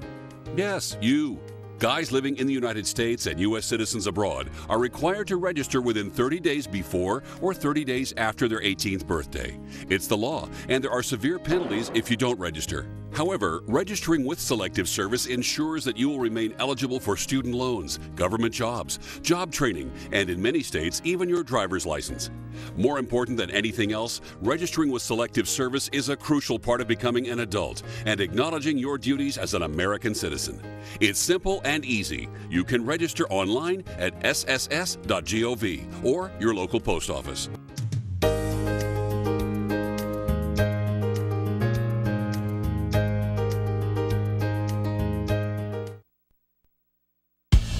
Baseball. Oh, excuse me, that's wrong. Welcome back to Oriole Baseball here on Park 16 as we get ready for the top of the 6th inning. You're used to that. I'm John Fromm along with Adam Barta. And on a beautiful day for baseball, we've had a pretty well-played game. Really not too many problems defensively. Some real nice small ball with the double steal execution. And you've been able to see how speed can play such an important role in a game today, Adam. Yeah, I mean, I don't think we've had any large towering hits, but we've had that one hit by Burnley, and we had a trickle RBI here through the 5-5 hole, but small ball has been the name of the game. Yeah. And while both pitchers have struggled at times, your goal as a pitcher is to keep your team in the game, and both of them have certainly done that. Right. Well, and as Austin Brose starts his 6th inning of worker, I don't have an official pitch count on him as I've been too busy 82. Listening. 82? Yeah. I got it right here. Wonderful. Adam's got everything. He's got a stalker gun. He's got all kinds of things. going high here, Austin. I believe that's 3-0 here to Brady. Brady officially 1 for 2 on the game. The senior has singled in his last at bat and helped move Lou Lutmer around, and then he struck out in the second inning. That one high as well, so Austin missing high with 4 straight to start off the 6th inning here. Coach Nunn and Coach Olson over there will probably keep good tabs on him.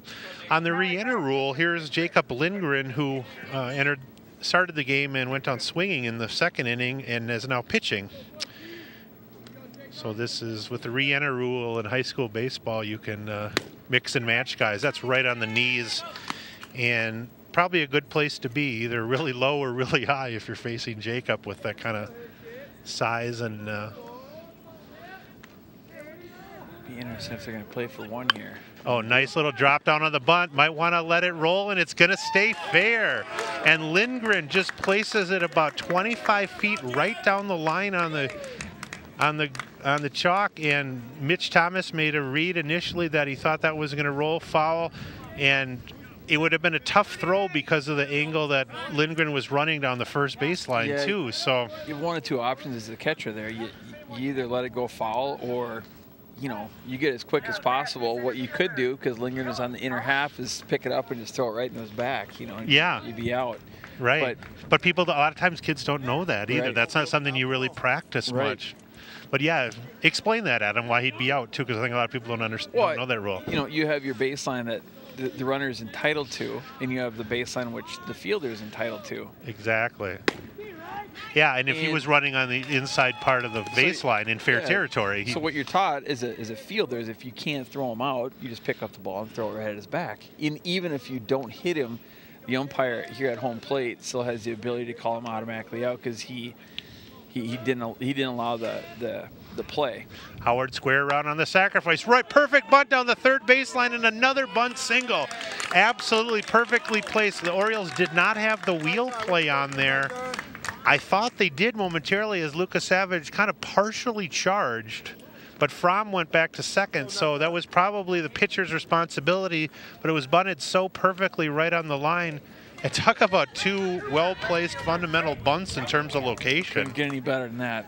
2 bunts have loaded the bases with no out, and top of the order.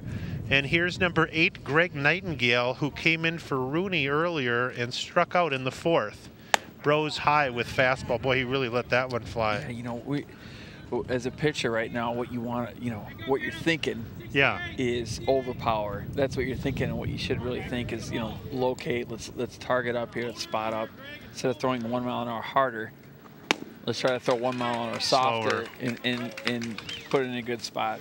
Any pitcher's goal, we always teach any pitcher's goal with the bases loaded, nobody out. If you can get out of that inning with 2 runs, you've been successful. So, and you just got to tip your hat on the location and strength of both bunches. Here's a suicide squeeze, and indeed it's perfect. And Jaramillo gets over to first, and the out is recorded at first. Beautifully done, as with speed, 3 consecutive bunts, and with no outs to run the suicide.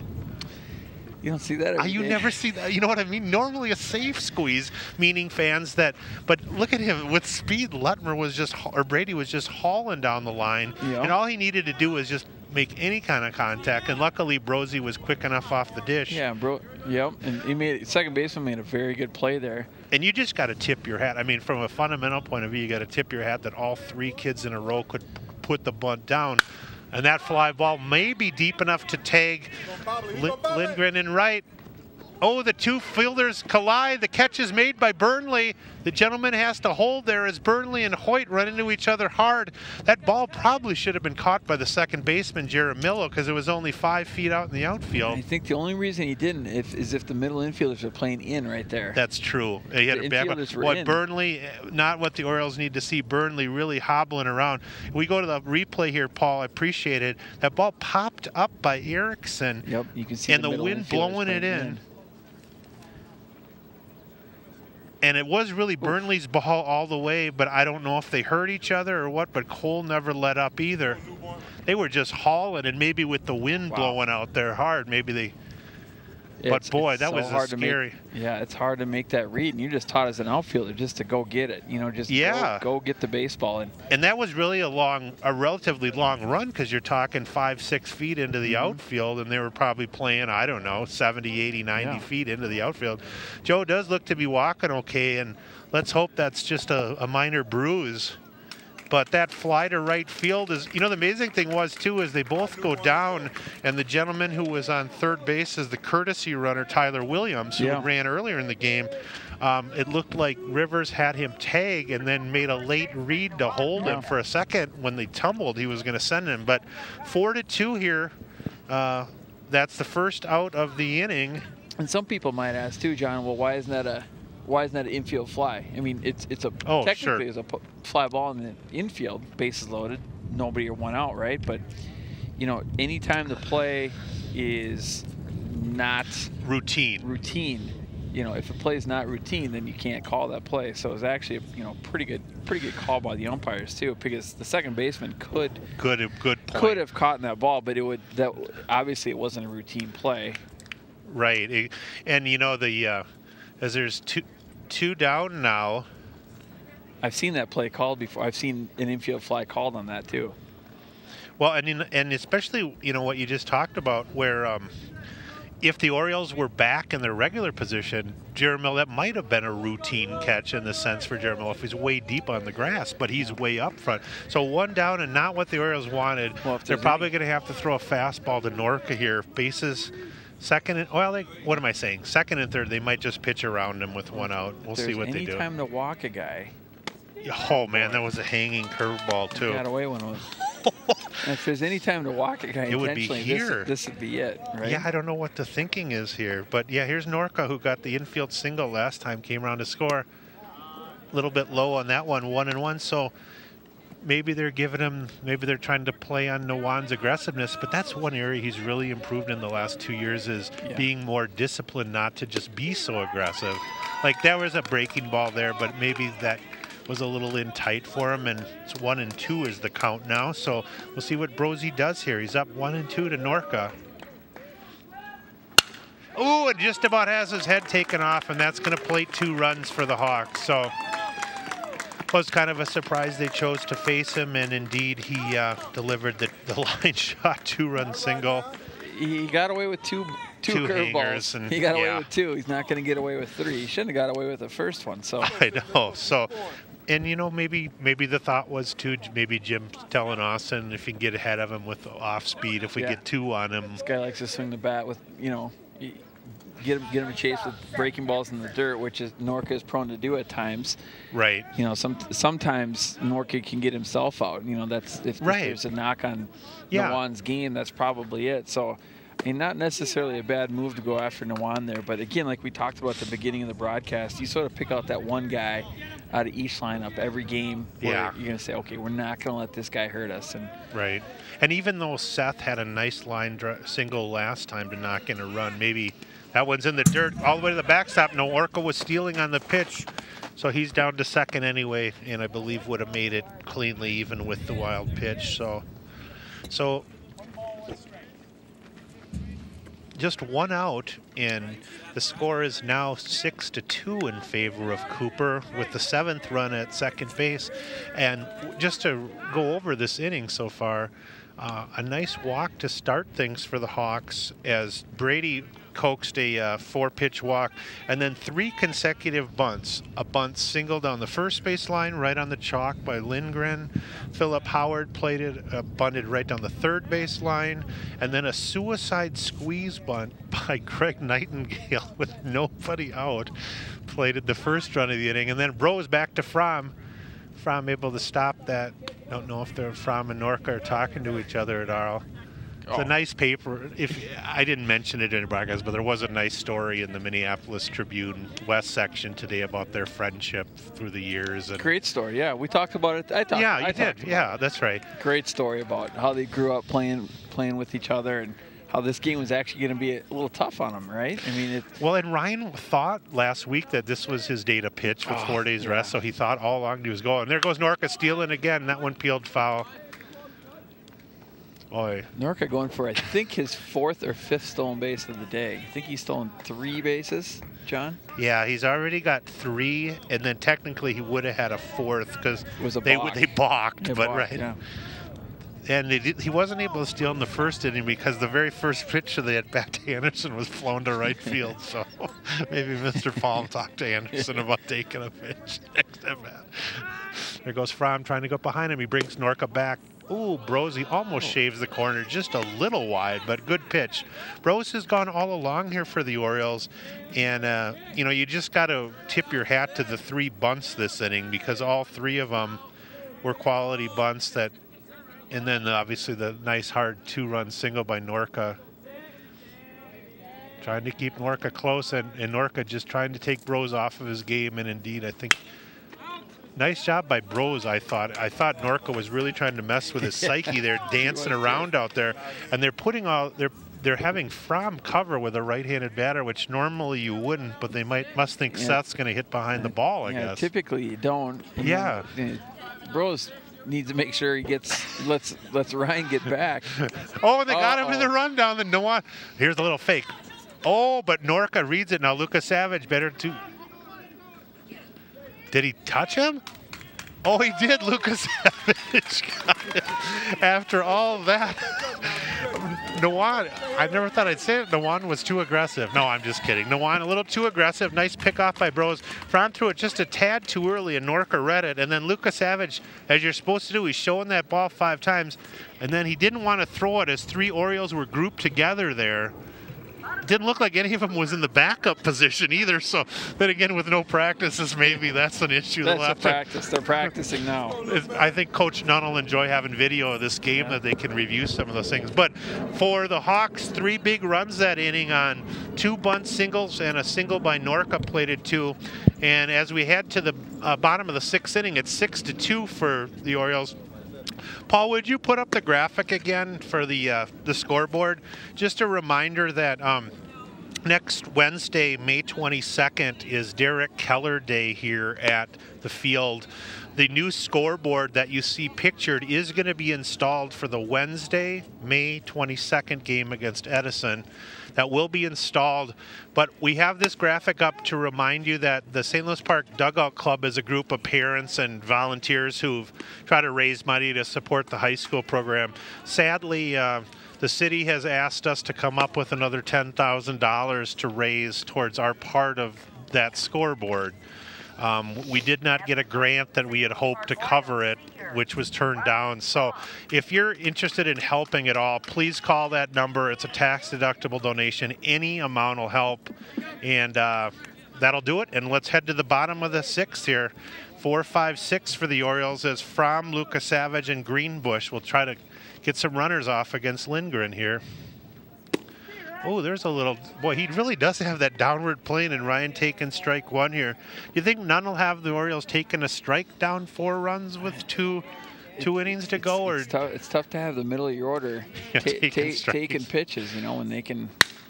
There's a line drive single to center. Oh, almost. That'll go all the way to the fence as Howard looked like he might have lost it momentarily, or he went for the shoestring and it dropped on him.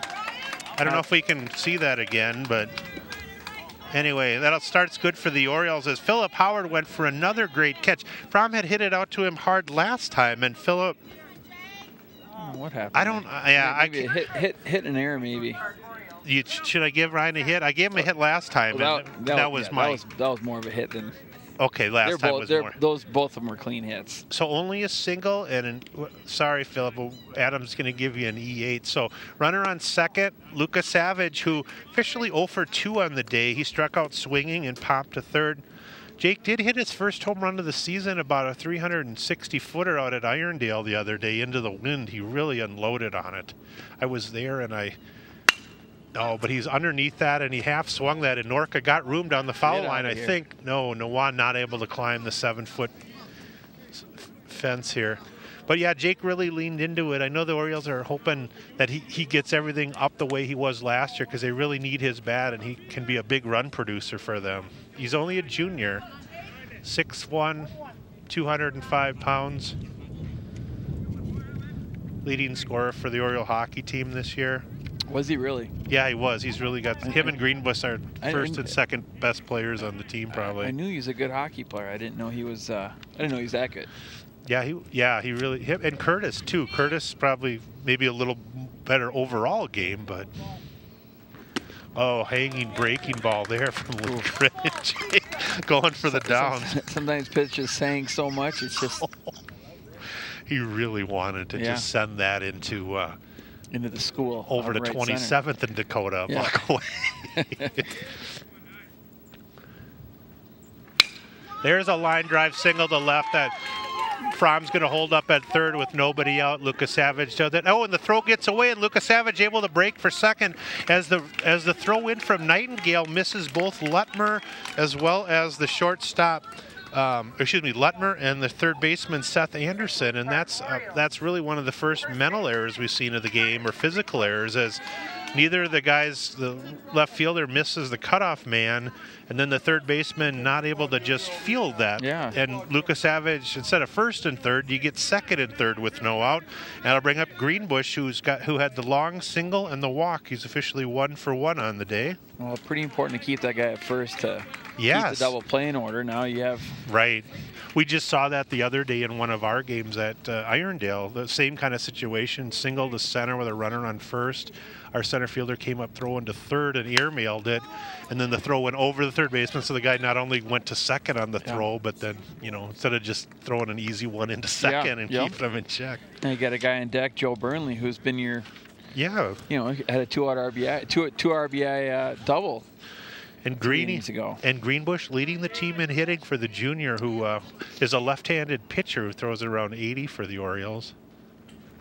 Oh, and he kind of reached for that from Lindgren and pushes it foul. So Lindgren in on his second inning of work here. He had a 1-2-3 top of the fifth, or bottom of the fifth. This game means a lot to the Orioles, as they had a rough game against Southwest yesterday, where I heard from my son that we only had 3 or 4 strikeouts, but we had all kinds of balls hit at people and in the air. And a game that the Orioles really thought they should have won and weren't happy at all with. But so Greenbush, not sure officially the count. I think it might be 2-2. John behind the dish. Dylan Erickson with a sign. Then that's a line single to center as well. Philip Howard will just come up throwing. Orioles going to hold Lucas Savage at third as Greenbush follows Lucas Savage and Fromm with nice line drive singles. And the Orioles are able to plate the third run. And this will bring the tying run to the plate in Burnley with nobody out here in the bottom of the sixth. So Philip Howard getting some action out there in center, and we want to see Burnley do what he did last time, right? Yeah, and there you see Philip, nice job hitting the cutoff man there. Yeah, Joe had a nice line drive double, smashed it down the left field. Look at that long wide base for Joe. Knocked in 2 runs with that double last time, as he plated both Fromm and Greenbush. I forgot to mark those runs in. Boy, that's a bad father. I don't even count the runs we scored earlier in the game. Give it the program, John. Burnley line drive again. That one hanging up. No, indeed not hanging up. Is Nightingale going to have to one-hop that? Nice job by Nightingale, and 4 consecutive line drives here. And we'll have to see what Tim Palm has in mind as the Orioles played another run off Lindgren here. So Orioles made some contact in the bottom of the fifth. Nothing doing, I don't think, in the Hawk bullpen down there. And that'll bring up Mitch Thomas, who's hit it in the air twice as he's flown to center twice. So we have nobody out, correct? Nobody out. It'd be interesting if they bunt. Try to bunt him over with 8-9 hitters up. Yeah, because I guess not. That's going to be down the left field line for a clean single. Lucas Savage running in. Here comes the cut into Lutmer, and Thomas with the 5th consecutive really line drive hit. And where the Orioles were popping up a lot yesterday, it sounded like, and hitting a lot of flies earlier, even last inning, just getting a little more squaring the ball up this inning. And you don't often have 5 straight hits, let alone the fact that it's now a 6-5 game with first and second and still nobody out. I think the difference maker for Lindgren, his first inning compared to this inning, is location of his breaking ball. Yeah. I don't think he's got his breaking ball over for strikes this inning quite as much as he did the first inning, and he's had to come back with that fastball. Well, and that's and meaning no disrespect, but the Orioles have seen several, including Hopkins ace earlier this year. They have seen several guys that can are throwing in the low 80s or whatnot, so that's more of an easier mainstream fastball if he's not. Now here brings in another Crystal Little League player, as if we haven't had enough. This brings in Jesus Ballesteros, a young man I coached at age 7, who was one of the biggest players in our minor program. He's only a 10th grader for the Hawks. They had him starting last year at first base in the outfield. He's a big, powerful left-handed batter. I don't know if you got a chance to see Onis Farfan pitch for Cooper last year. I don't know if you heard about him. No, I haven't. He's probably going to get drafted next year, but he's a Venezuelan kid, a lefty that threw against us last year. He's out at Ridgewater, and I know Jesus is. I'm interested to see him pitch because he's still only in 10th grade, but he's built like a Mack truck. Yeah, he is. He looks like your prototypical lefty-on-lefty big leaguer. Yeah, I think he might be a little junk baller. I mean, I think he's got some of that. He's thrown a couple knuckleballs in warm-ups. Yeah. Well, and he hasn't grown so much, but I know his family's from Mexico, and so interesting, fun for me to see some of the kids that I'd seen a lot growing up too. Where he's got good arm action. I like the move for Palm here too. I don't know if he's thinking lefty on lefty or just giving him this batter, but this is the one Oriole batter that hits from the left side. And it was, do you think Nunn will put something on here with his 9-hole hitter? I guess the Orioles are hitting, It would be wise to. I mean, you have your winning run on first base, right? Right, bottom of the sixth. With your 2-3-4 hitter, or your 1-2-3 hitter coming up after this. So yeah, you have your fastest guy probably on the team out at second base. So. And Norca, this is an interesting. They got the third baseman back, first baseman in way all the way with Nuwan Speed for a charge. So they're thinking if the bunt does come, it's probably going to go down the first baseline. I don't think it would go down the first baseline. Well, if you're hitting right here. Yeah. If you're hitting right here and see a guy playing back 30 feet behind third base. Yeah, I think that's probably a mistake by. They're now coaches telling him to come coaches. Up. Yeah, there's no way he can play that far back.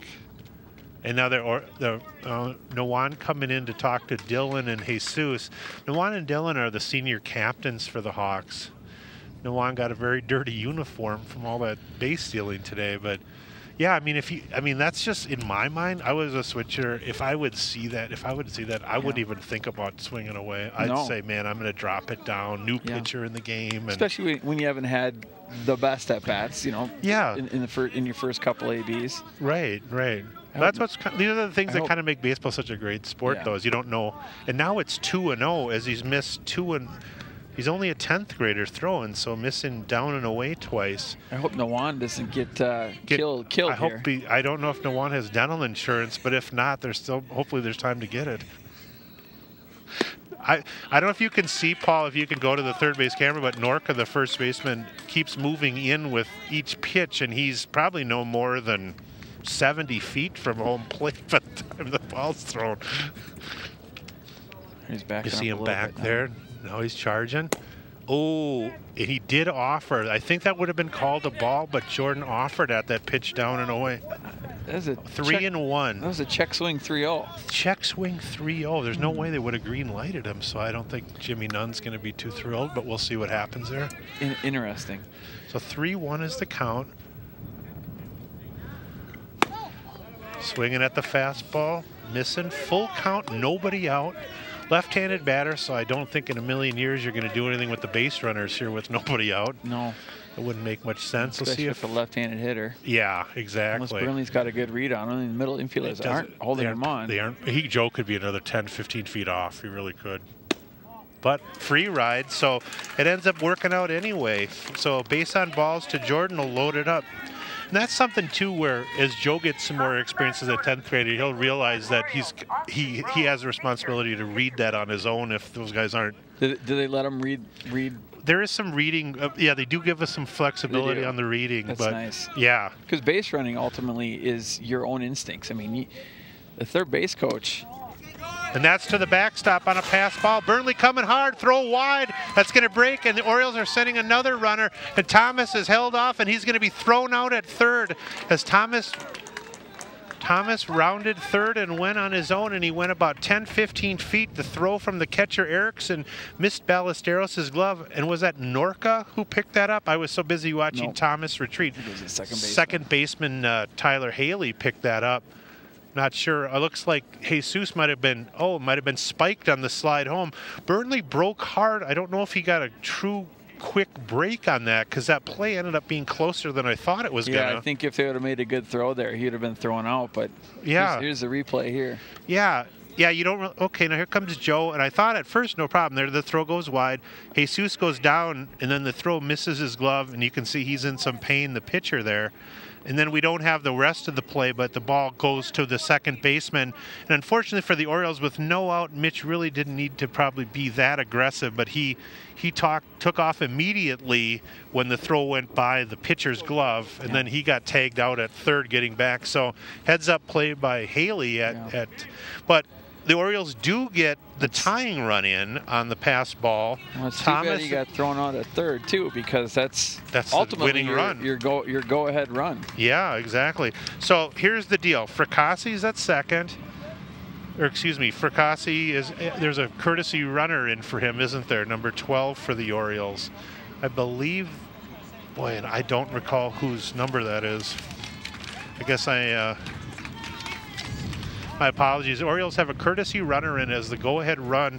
We're 6-6 here in the bottom of the sixth. One down. Bros inside corner fastball. Austin on the day officially 0 for 3. Lined out to left, flied out to center, and struck out looking. So it really was a big sequence there. You would have had second and third, nobody out. And then they would have had to bring the infield all the way in, where now they can have it back. So 1-1 as the breaking ball gets over by Ballesteros, showing no ill effects from getting spiked on the slide by Burnley. And a little communication here as Jim Nunn wants to talk to Bros, make sure he's on the same page, or perhaps he wants to talk to the...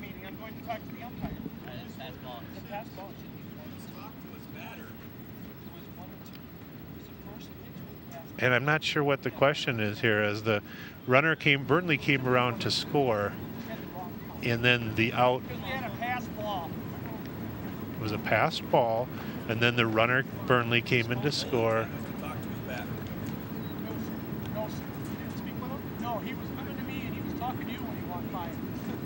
Okay, they're arguing. There's a little disagreement in that coach isn't allowed to talk to the base or the hitter in that sequence, and Coach Nunn said he wasn't wanting to talk to the hitter, but indeed he wanted to ask a question about the pass ball. I'm not really sure what was needed to be asked there, but anyway, he's asking about the count. Yeah, and I think it's 1-1. Now hold on a second. I had it as 2-1 going into that pitch, because the pass ball was ball 1. It was 1-2 because he threw a knuckleball for a strike 2. He did. Okay, yeah, I had it as 2-1. Okay, so unfortunately for the Orioles, strike 3 registered, and that'll put 2 down, and it's up to Cole Hoyt here. Yeah, and I guess where I was confused is I thought the pass ball was ball 1, and then I had written down that there was just a 1 call. I thought it was 2-1 on that pitch. So. Well, he's out regardless. He's out. He's in the dugout right now, isn't he? He grabbed some bench. So up to Hoyt, who's officially 2 for 3 on the day. The infield single, the double, went down looking last time. So Cole with a runner at second. I believe that's, is it number 12? And that's a ball hit hard to short. Bobbled momentarily. Hoyt's speed going to bring it up, and Nowan with a long stretch not able to do it. So Hoyt, along with Burnley, one of the guys on the team that has the wheels to beat that out, and just the little hesitation on the ground ball there to Lutmer. So first and third, and here's Stennis, officially 3 fly balls, just missed each time on the day. And we'll see if Parker can deliver it with first and third and 2 down here. Winning run at second, 7th run in Hoyt we'll see what they do with him. Norca holding him on at first. The lefty, Cole's going to have to be careful. Hasn't seen a lot of lefty moves this year, so he's just got a conservative lead. A little inside there. Norca flying off the bag a little bit there. You wonder if they put him in the motion with 2 strikes. Try to maybe steal a run here, but get Coit in a rundown with his speed and send this kid. Wouldn't surprise me. Typically, you wouldn't do it with your 3-4 hitter up, but in the last possible inning, and McEachran used to do that all the time last year. He'd have the fast runners get in the rundown with 2 outs between first and second, and try to steal that run from third. You see that happen more with 2 strikes. So you don't take the bat out of your. See what they do. Left-handed pitcher here. That freezes Hoyt up a little. Line. Oh, and that's hit well, but I think just under it again. Cole Parker just missed that one as he hit it to medium deep left again.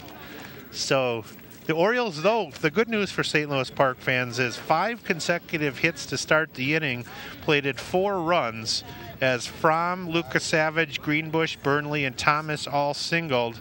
And then Fracassi reached, and then unfortunately for the Orioles, one out, the out was recorded to Thomas, and then Brose with the second out, and then Parker flies out. So 6 complete. Make sure you don't change that dial. We're going to step away for just a minute. We're knotted at 6 here at Derek Keller Field. Grab a refreshment and make sure you don't change that dial.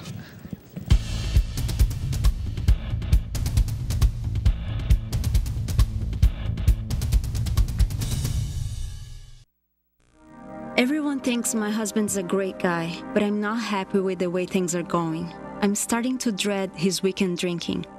I start to feel tense every Friday because I know exactly what's coming. He's talkative and full of energy on Saturday morning, but by afternoon he starts to get loud and scary. He keeps on drinking until he passes out Saturday night. It starts over again on Sunday. What really scares me is his behavior reminds me of my father. I really hoped for something better. My neighbor, a school counselor, told me to try Al-Anon family groups. I didn't think weekend drinking was that serious, but I heard Al-Anon members whose situation sounded a lot like mine. Are you troubled by someone's drinking?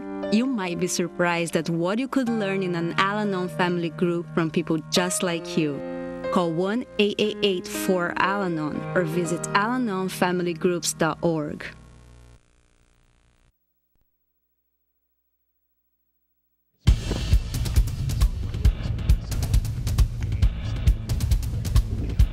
All right, we're back for the top of the 7th. If you just joined us, we've had a lot of fireworks. Officially, we're 6-6. The Orioles do reach into the bullpen, and Joey Jaramillo, who was playing second base the whole game, is going to get his 4th varsity appearance as a sophomore. And Jaramillo, we'll go to the statistics in a minute. That ball is hit into right field softly. Burnley goes for the diving catch, unable to corral that. And for them, I believe that's Haley who started, or excuse me, number 6, Anderson, who starts off with a single. And that'll bring up, Anderson with a single to right to start the top of the 7th, and Tyler Haley, who did a nice job pitching for 5 innings before he was, or for 4 innings before he was relieved. He's officially 0 for 2 on the day. For Seth Anderson, that's his 2nd hit of the day. So we'll see if they bunt him over. Lucas Savage way in at 3rd. Wow, and that's hit a laser to left. Stennis to his left with speed, makes a nice catch. Parker with a backhanded play, and if he doesn't make that, it's to the fence. The game's the Hawks are ahead. So they always say his toughest plays are those low sinking line drives. Not only was that ball sinking, it was and as a right-handed thrower, he's got to go backhand. And he made a play like that too, truthfully, last week at a game that was almost a diving play that with runners on base that saved some runs. So it's tough, when you're playing the corners. Especially when you're playing left field with a right-handed hitter, anytime you get a line drive hit at you, you automatically, your first step is typically always towards the line because that's where the ball is going to be hooking. Right. If you had a left-hander up, you have a line drive hit the right field, typically that ball is going to hook into the right field line. I mean, he made a perfect read right there. Plus, it was that low sinking, it's the toughest play for a center fielder is that low sinking line drive. And he sort of had the combination of both. Well, and that's one thing I think that ball peeled foul by 17. That's Nathan Lutmer again. It's one thing I think that Parker will really help Concordia a lot with is he's got pretty good speed, but he's really fundamentally sound on all of his catches, and he played a lot of football, and I think he was a tight end as well, so he's got good hands too. Very athletic. Yeah. Very athletic. But I mean, defense, especially at the next level where a lot of the games are 4-3 or 3-2, and home runs are down so much at the next level or any level. I think it's made baseball so much more funner. I mean, I don't think normally in high school baseball you would have even seen 3 consecutive bunts like you did last inning a couple years ago. Right. Somebody would have been. I remember in college, when I played, we had those -5s. Guys used to drool when they brought up those red lines up the home plate. Guys like me who are an 8-hole were dropping head. Right. Oh, you must have really. Oh. Now, why would you have been batting in the 8-hole with your skills from your Lake Crystal years? Because I played at Lake Crystal. Lake Crystal's like a huge hotbed for fast pitch, isn't it? It is. I've heard it's like one of the big places in the country that produces teams for like Team USA and stuff. It is. It's pretty amazing, actually. Yeah. And I remember going there for Farm Fest in 1976. Yep. There, dating myself, I got one of the beer cans at home still. Well, Marley Buss used to run that, and his 2 sons played with myself and my brother Peter. So his son Dan was my age, and his other son David was my brother's age, 2 years younger. So that was back in I graduated 70s. Yeah, I graduated in '95. And there's a line shot on the full count pitch. Oh, and Burnley with somewhat of a jump catch, a nice hard throw to Greenbush, and that'll double it up and end the top of the 7th as Lutmer absolutely unloaded with a nice line drive. Joe, I don't think he had to change his position much, but he did show some athleticism as he's a basketball player, and he jumped a little bit. It is a similar play to what Stennis had. Yeah. In the first out, except this ball is hit more right at Burnley. And a nice strong throw. Yeah. That's why I'm excited to see Joe back on the mound soon. The Orioles need him. Yeah. He's got skills, and even though Coach Olson has only had him through 1 or 2 bullpens, he could give the Orioles a nice weapon. And plus he can field the pitcher position really well. Absolutely. Well, anyway, we've talked enough about Farm Fest. We've talked about the Alexandria Blue Anchors. Now we're heading to the bottom of the 7th, and the Orioles, who plated 4 in the bottom of the 6th, will attempt with their 4, 5, 6 hitters from Lucas Savage and Greenbush to keep the base runners coming. And for Seth Anderson coming on in to pitch this time for the Hawks. Seth, another one of those young guns in the program. He's just a junior. He was playing third base earlier in the game, but he has done quite a bit of pitching. And although I don't officially have any stats for him. Seth pitched for us for our 16-year-old Blizzard team. We pitched a championship game down in Vero Beach. Oh, so you've pitcher. Have you seen him a few times in fall? Absolutely. It's tough. The last couple of years, and he made the traveling team this year. And this is nice for you as well. See another one of your. Yeah, it's really cool. We won the championship down in Vero Beach with our 16s, and he started that game.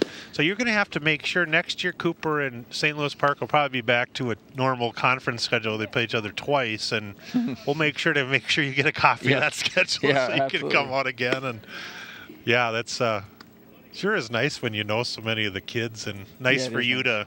Don't know if you'd had a chance to meet, Nunn or Olson or Palm, who's been the head coach at Cooper for years, but yeah. So for the Orioles, 4, 5, 6 from, officially 2 for 3 on the day.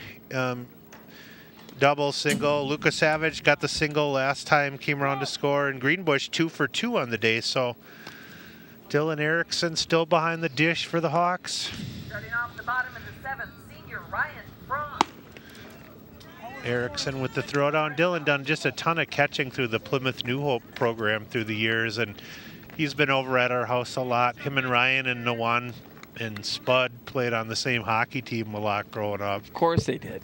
Of course they did. And Spud was part of that. Ryan knows how. Ryan's network of friends and people he knows here, it's gonna. Well, that's one of the nice things about, it's going to last him a lifetime, Well, and Ryan's a 4th generation St. Louis Park student, as I went there, my aunts and uncles, my mom, etc. But it's been kind of a nice thing for getting to know a new network through the last 4 years at Park, but still retain a lot of those old relationships, That's real neat. So we'll see Seth against Ryan to start off the bottom of the 7th here. And that one singled into right sharply, and we'll see if none goes to the grab bag and puts in a courtesy runner for Fromm. That's exactly what I would think he would do here. Ryan not blessed with 6.6 speed in the 60, but we'll see what Coach Nunn has planned up. I'm not sure if he's going to... Luca doesn't do a lot of bunting, and the third baseman is so far back. We'll be interested to see what they read here. It would make sense that he bunts right now because your third baseman's playing heels on the grass practically. Norca holding on Fromm over there. Hopefully they're not exchanging any. That one peeled back. Hopefully there's a lot of respect being shown to each other over there. No wisecracks about the high socks that each guy has. You notice that Nawan and Ryan are only 2 of the only guys on either team that carry the high socks. And Burnley. Don't know if that's a fashion statement. So Lucas Savage swings and fouls that back. Third baseman. Oh, and again, Lucas Savage tries to bunt that. I'm just so surprised that the third baseman would be back 30 feet behind the base, but maybe they just had an inkling from seeing Park play that Jake hadn't bunted a lot. So yeah, well, when you're asked to bunt right there, you typically don't bunt for a hit. When the coach gives you a bunt sign right there, that's just a straight sacrifice. It's not something where you're trying to lay one perfectly down. And then he goes up the ladder, Seth, with speed, and he's able to get Jake on that one. So still surprised that we haven't had a courtesy runner for Fromm here, but Greenbush 2 for 2 with a single or 2 singles and a walk. Fromm the winning run at first. Now 1 down. Is Seth able to come back with the high fastball and get him there? Dylan goes down and away. It's fun for me to see Nawan and Ryan over there smiling. Yeah. Even in a tense game, you still can have fun. And be interesting to see what their conversation's like, huh? Yeah. Oh, nice stop on the block that time by Erickson, the senior. I meant to comment on Dylan. Love the way he carries both batting gloves in each pocket, too, while he's catching. That always a sign of somebody who's got a future career in baseball, I think.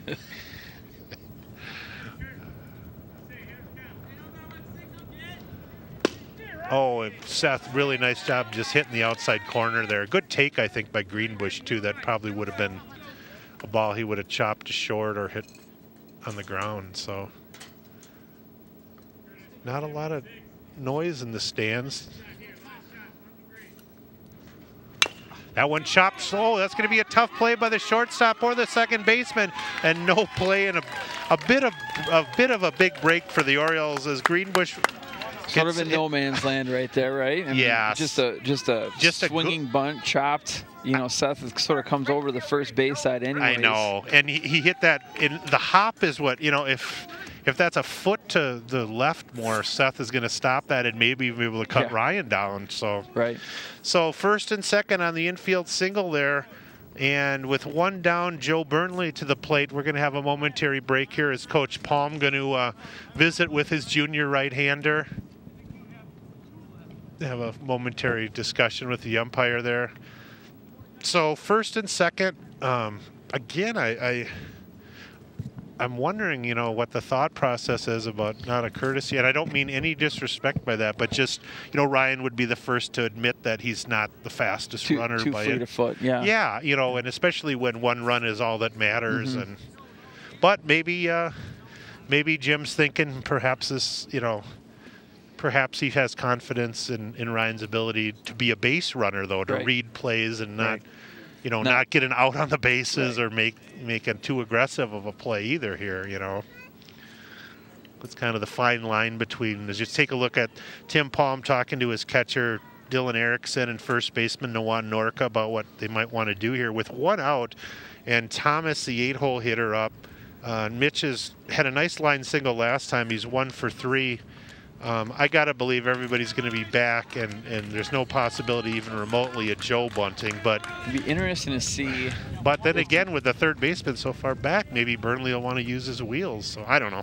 You know, it'd be interesting to see. The middle infielders are not holding Fromm. No, I know. They're just. I know Justin knows him well, and we see. You never would see Ryan normally stealing, but I would have loved to see him another 10 feet off the bag there. Well, just like what you were talking about before, yeah. John, is that stealing third base isn't necessarily about being fast. It's about being a good base runner and realizing smart. that your middle guys aren't holding you on. Right. He's not making contact with Justin there. His secondary lead's fine, but I think he could have got another 6-8 feet, and they are fully aware that he's not blessed with a lot of foot speed either. So, but we'll see what Burnley does here.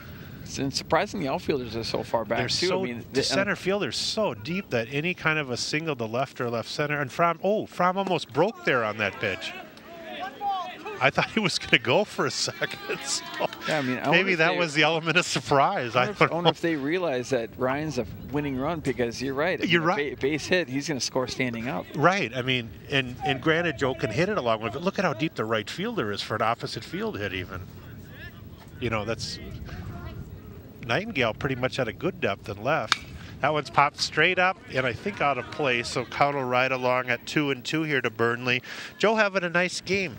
Made two nice catches, one on that ball that he and Cole collided on. He's got 2 hits and 3 at-bats, driven in 3 runs on a double and a single. Trying to be part of the hero connection here today. 2-2, 1 out in the 7th.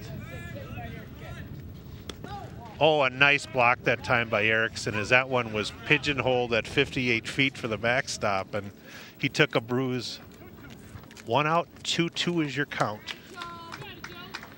Boy. Tied at 6 here in the bottom of the 7th. They're giving them that base over there. No, it's Rainier covering second a little tighter now this time. It looked like Coach Palm realized that Ryan faked going to third on the one time, so. That one popped up on the infield, first and second. Infield fly is called if fair, and Norca squeezes it for good measure. So pop to first base is going to make the second out of the inning, and that'll leave it up to Mitch Thomas. So, and here's Mitch Thomas, as we mentioned earlier, 1 for 3, knocked in a run last time with a single. The catcher, Mitch. Fromm still at second, Greenwish at first. Infield deep all the way around to cut everything down. Third baseman pretty much playing, not really necessarily guarding the line, but trying to make sure he holds everything bound. If they can hold it to a single, it's likely that Fromm wouldn't be able to score from second unless it's hit to center, where Howard's playing so deep. Good news for the base runners here. Any kind of contact, and they're off with the play. And that is contact to right center. Oh, and down on one knee. We got to go to the replay on that, as Mitch Thomas hit it hard, but the right fielder for Cooper that time, I believe that was Adam Brady.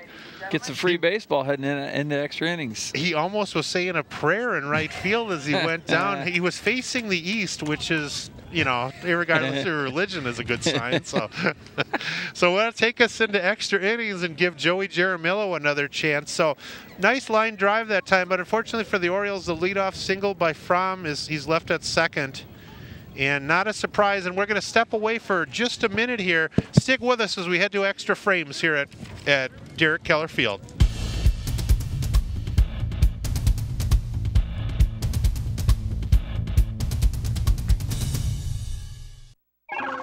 Engine. Check. Thrusters. Check. Fuel. Check. Computers. Check. Social Security.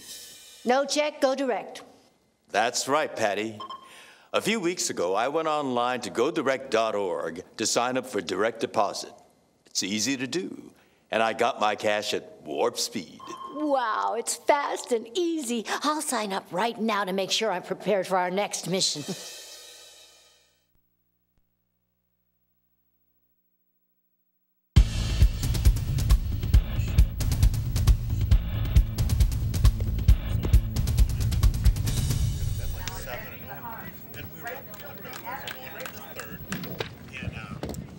struck out 5 of the 62 hitters, and then all of a sudden just 4 errors. Oh my heavens. All right, we're back here for the top of the 8th inning here at Diller Keller Field, and the Orioles have scored 4 in the bottom of the 6th to make it 6-6. Joey Jaramillo on for his 2nd inning of work. I'm John Fromm, and joined again by Adam Barta. I don't know if I expected Adam to sit with me for more than an inning, but It's free baseball. yeah. Oh, and there's a ball hit. Oh, and I thought Fromm might have gone up to go for that, but a clean single out to left field for Brady to lead off the 8th. And just like last inning when Anderson led off with a single, we'll see what Coach Palm has in his bag of tricks, as he's got Tyler Williams says this is the 3rd different player who's been in the 8 hole for them. And Williams, a good athlete, looks to be possibly squaring around. Lucas Savage in about 15 feet in off the grass at 3rd, trying to steal a signal. Be very surprised if they did not bunt here with the 8 hole hitter. Don't know what Tyler's done on the season. Jaramillo, line drive, Fromm goes backhand there. Nice pick out at 2nd on a nice job by Bros, able to field that. And that ball momentarily I thought might get into left field, but Ryan was able to backhand that cleanly and then go to the right hand and deliver a nice strike to Austin. Don't know if they would have had time to turn, but. Wow, that was a great play to Ryan's right-hand side. I mean, that was soft hands. It's tough. These fields get pretty beaten up throughout the course of the game. You don't have them raking like they do at Target Field every 3 innings, right? I mean, it's just made a good play to his backhand and made a good strong throw to the second baseman. Right. Here's another one of those guys who said, got great talent in a young gun. Philip Howard, that's hot to Fromm up the middle. Step on 2nd, throw to 1st. Oh, goes off Greenbush's glove. Not sure if a little bit of a high throw, but Orioles are able to get one there on the chopper as Howard chopped it up to Fromm, who stepped on 2nd and then delivered the throw a little bit high. It hit off the tip of Curtis's glove. Looked like Ryan didn't follow through fully. Yeah, it looked like he maybe was worried about hitting the base runner maybe. Sometimes when you have too much time, you have a tendency to stand up, and what you need to do is play through that ball. You know, at the same time, Curtis, he stretched out a little too quick. You know, when you stretch out too quick, you limit your range left and right. Right, and in that play, there goes Howard, throw down. Nice throw right on the bag, but it's going to get into center field, but Howard not able to break it. Throw actually tailed a little bit, and Bros wasn't able to drop the tag. But not a surprise as you see the dust parts and another stolen base today. But a good throw, pretty good throw by Mitch. Ball just almost tailed right into Bros's glove, but he had to reach back behind his body. So go ahead, run at 2nd on the steal. And this is the leadoff hitter, Nightingale, who's batted 3 times since he entered the game. Struck out and flew to right. So 2 down, top of the 8th.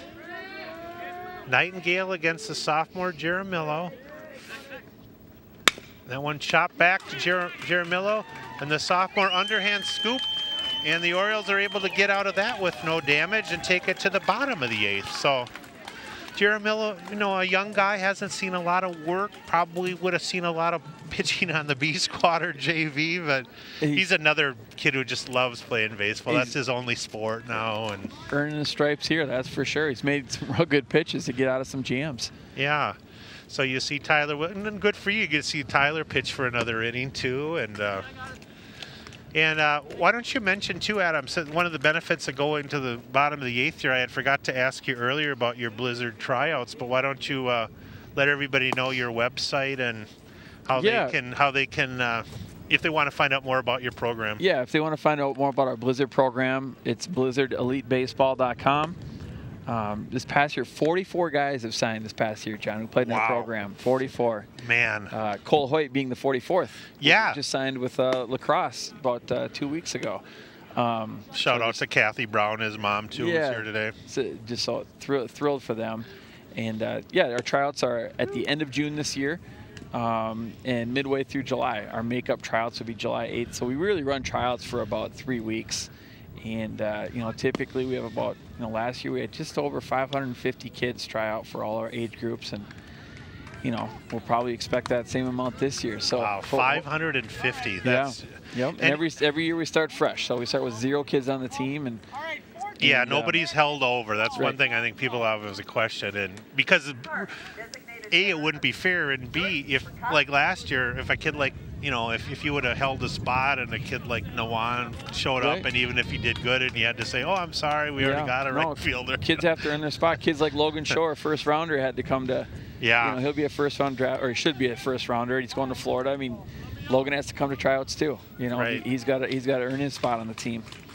Speaking of earning a spot on the team, he didn't play a lot last year, but he practiced all the time, leading it off Jordan Fracassi.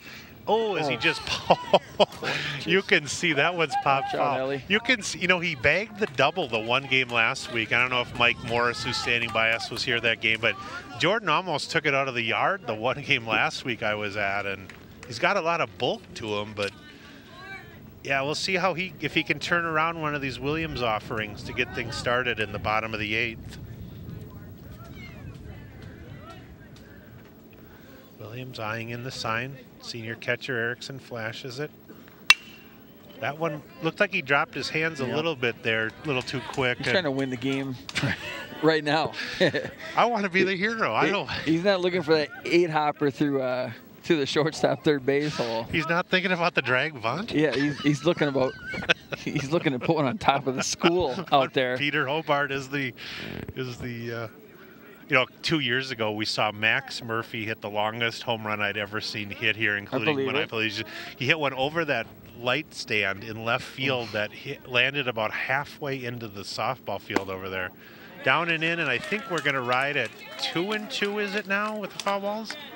I've seen Max hit a lot of balls. A lot of balls real far. And the torque that kid could generate for, you know, not exactly an enormous frame, but super strong. And looks like Cole Hoyt. Yeah. You know, a little taller, a little leaner.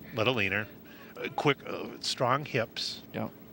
Right down the middle for strike 3. Jordan's going to take that as a called third, and that will bring up top of the order here Austin Brose.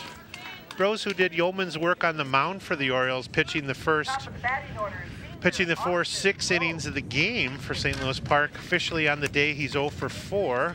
Thank you for your help there. Let's see if Brosey, with good speed, can also get on here. The defense, as you would expect, really deep all the way around the infield. That one's hit to right field. Just going to be a can of corn out there. And the squeeze play is put on that time by, I believe that's Seth No, 7 out there still. That's Adam Brady still. So yep, Seth Anderson's on the mound today, or right now. Yeah, right after. And that'll bring up Cole Hoyt. Talked about earlier, Cole going to UW La Crosse to join their program. No, they had a chance to, I think, see him at a at a Grandview showcase a few in the summer, and we'll see. And Cole being one of the fastest guys, we'll see with 2 outs what they do with him. You got Stennis, one of the best hitters, the 3-hole hitters. But with 2 down, you know you want to get Cole over there. Well, you want to, you know, if you're going to send him, you send him early, and you give Stennis a chance to win the game. You know. Yeah. You also risk yourself. You know, if you steal second, you also risk the chance of Stennis being walked. But right. See Nawan checking in with Cole over there. I'm not sure if they might pitch out here. Might not be a bad idea. Taken down and in for 1-0. Nothing doing with Cole moving as Coach Nunn flashing some signals over there. Personally would love to see a stolen base attempt here.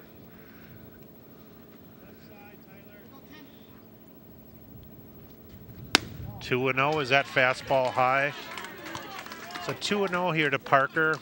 Probably just going to get a fastball with 2 down here. As we mentioned, infield deep and all around. Outfield as well.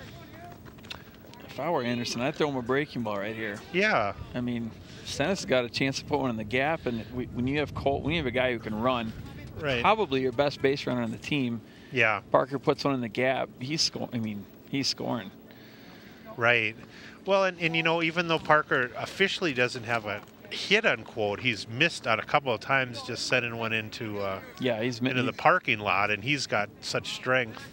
He had 2 triples just the other day out at Irondale. Yeah. He's a kid who really likes the ball, likes the fastball mostly. That one's down, so maybe they'll 3-0 count. Think they're going to give him the green light? Probably not, huh? Yeah, I'm sure they'll put the brakes on him here for a couple pitches. Yeah, maybe for one. Who knows?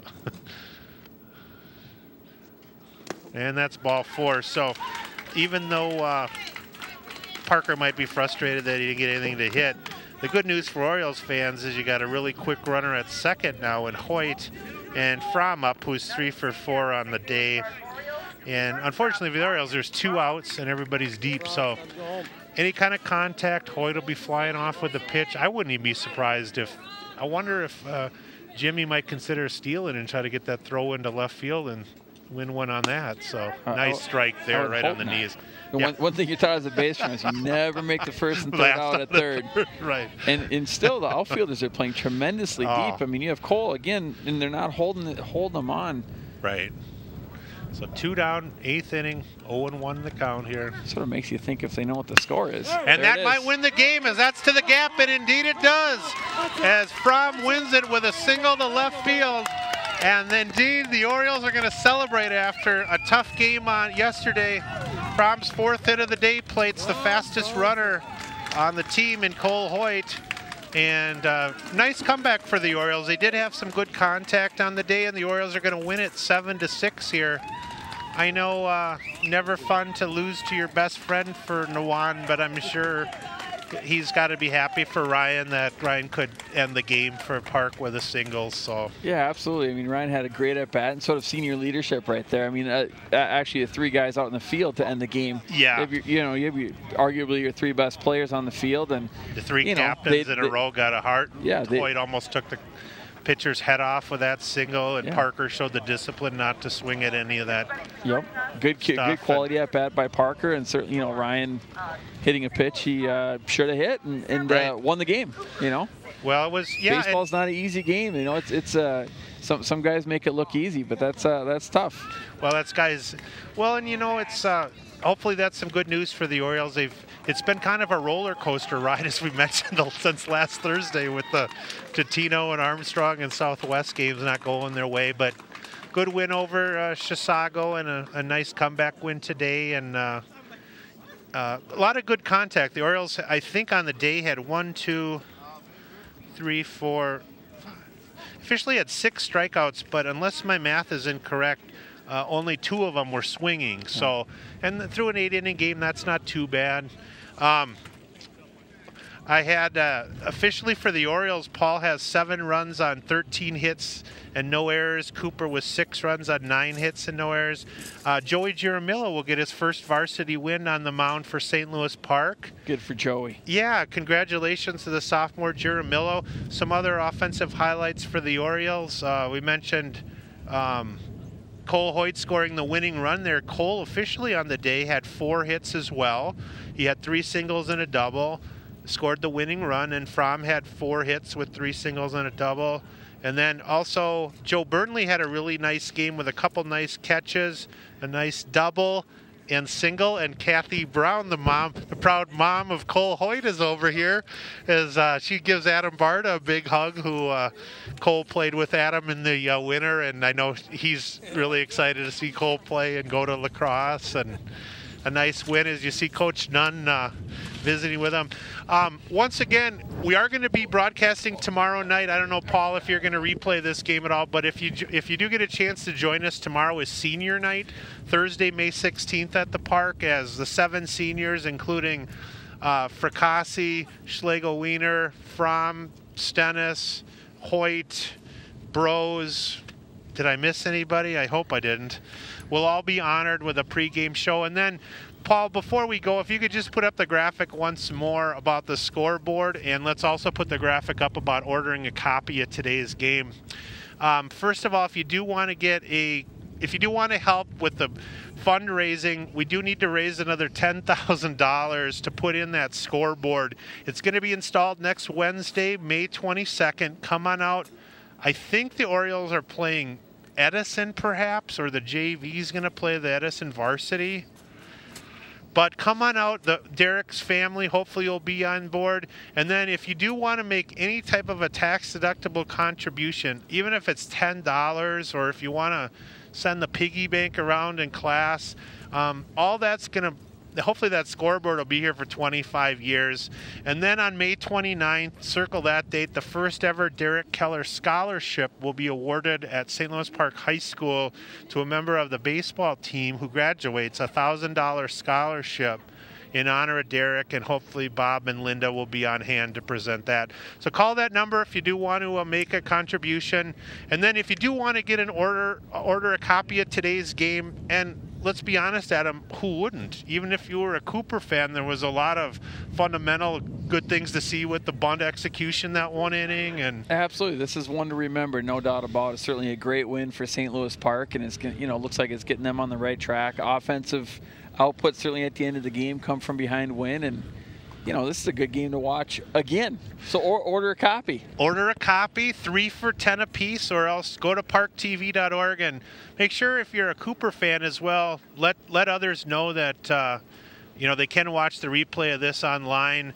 I'm going to make my way out and hopefully get a picture of Nawan and Ryan together. And I just wanted to say, Adam, how much I enjoyed, you know, as a friend, having you stop by to see. No problem. I know you wanted to see your guys anyway, but you got to see them in a competitive game, and a lot of fun. So yeah, thanks for having me. This is a lot of fun. So thanks for having me. Appreciate it. Hope I lived up to the standards you were hoping for. Oh, listen, it was a great time, and thanks to Paul and Ellie on the camera. We'll see you tomorrow here. The final again in a North Suburban action. St. Louis Park edges Cooper 7-6. We'll see you tomorrow night.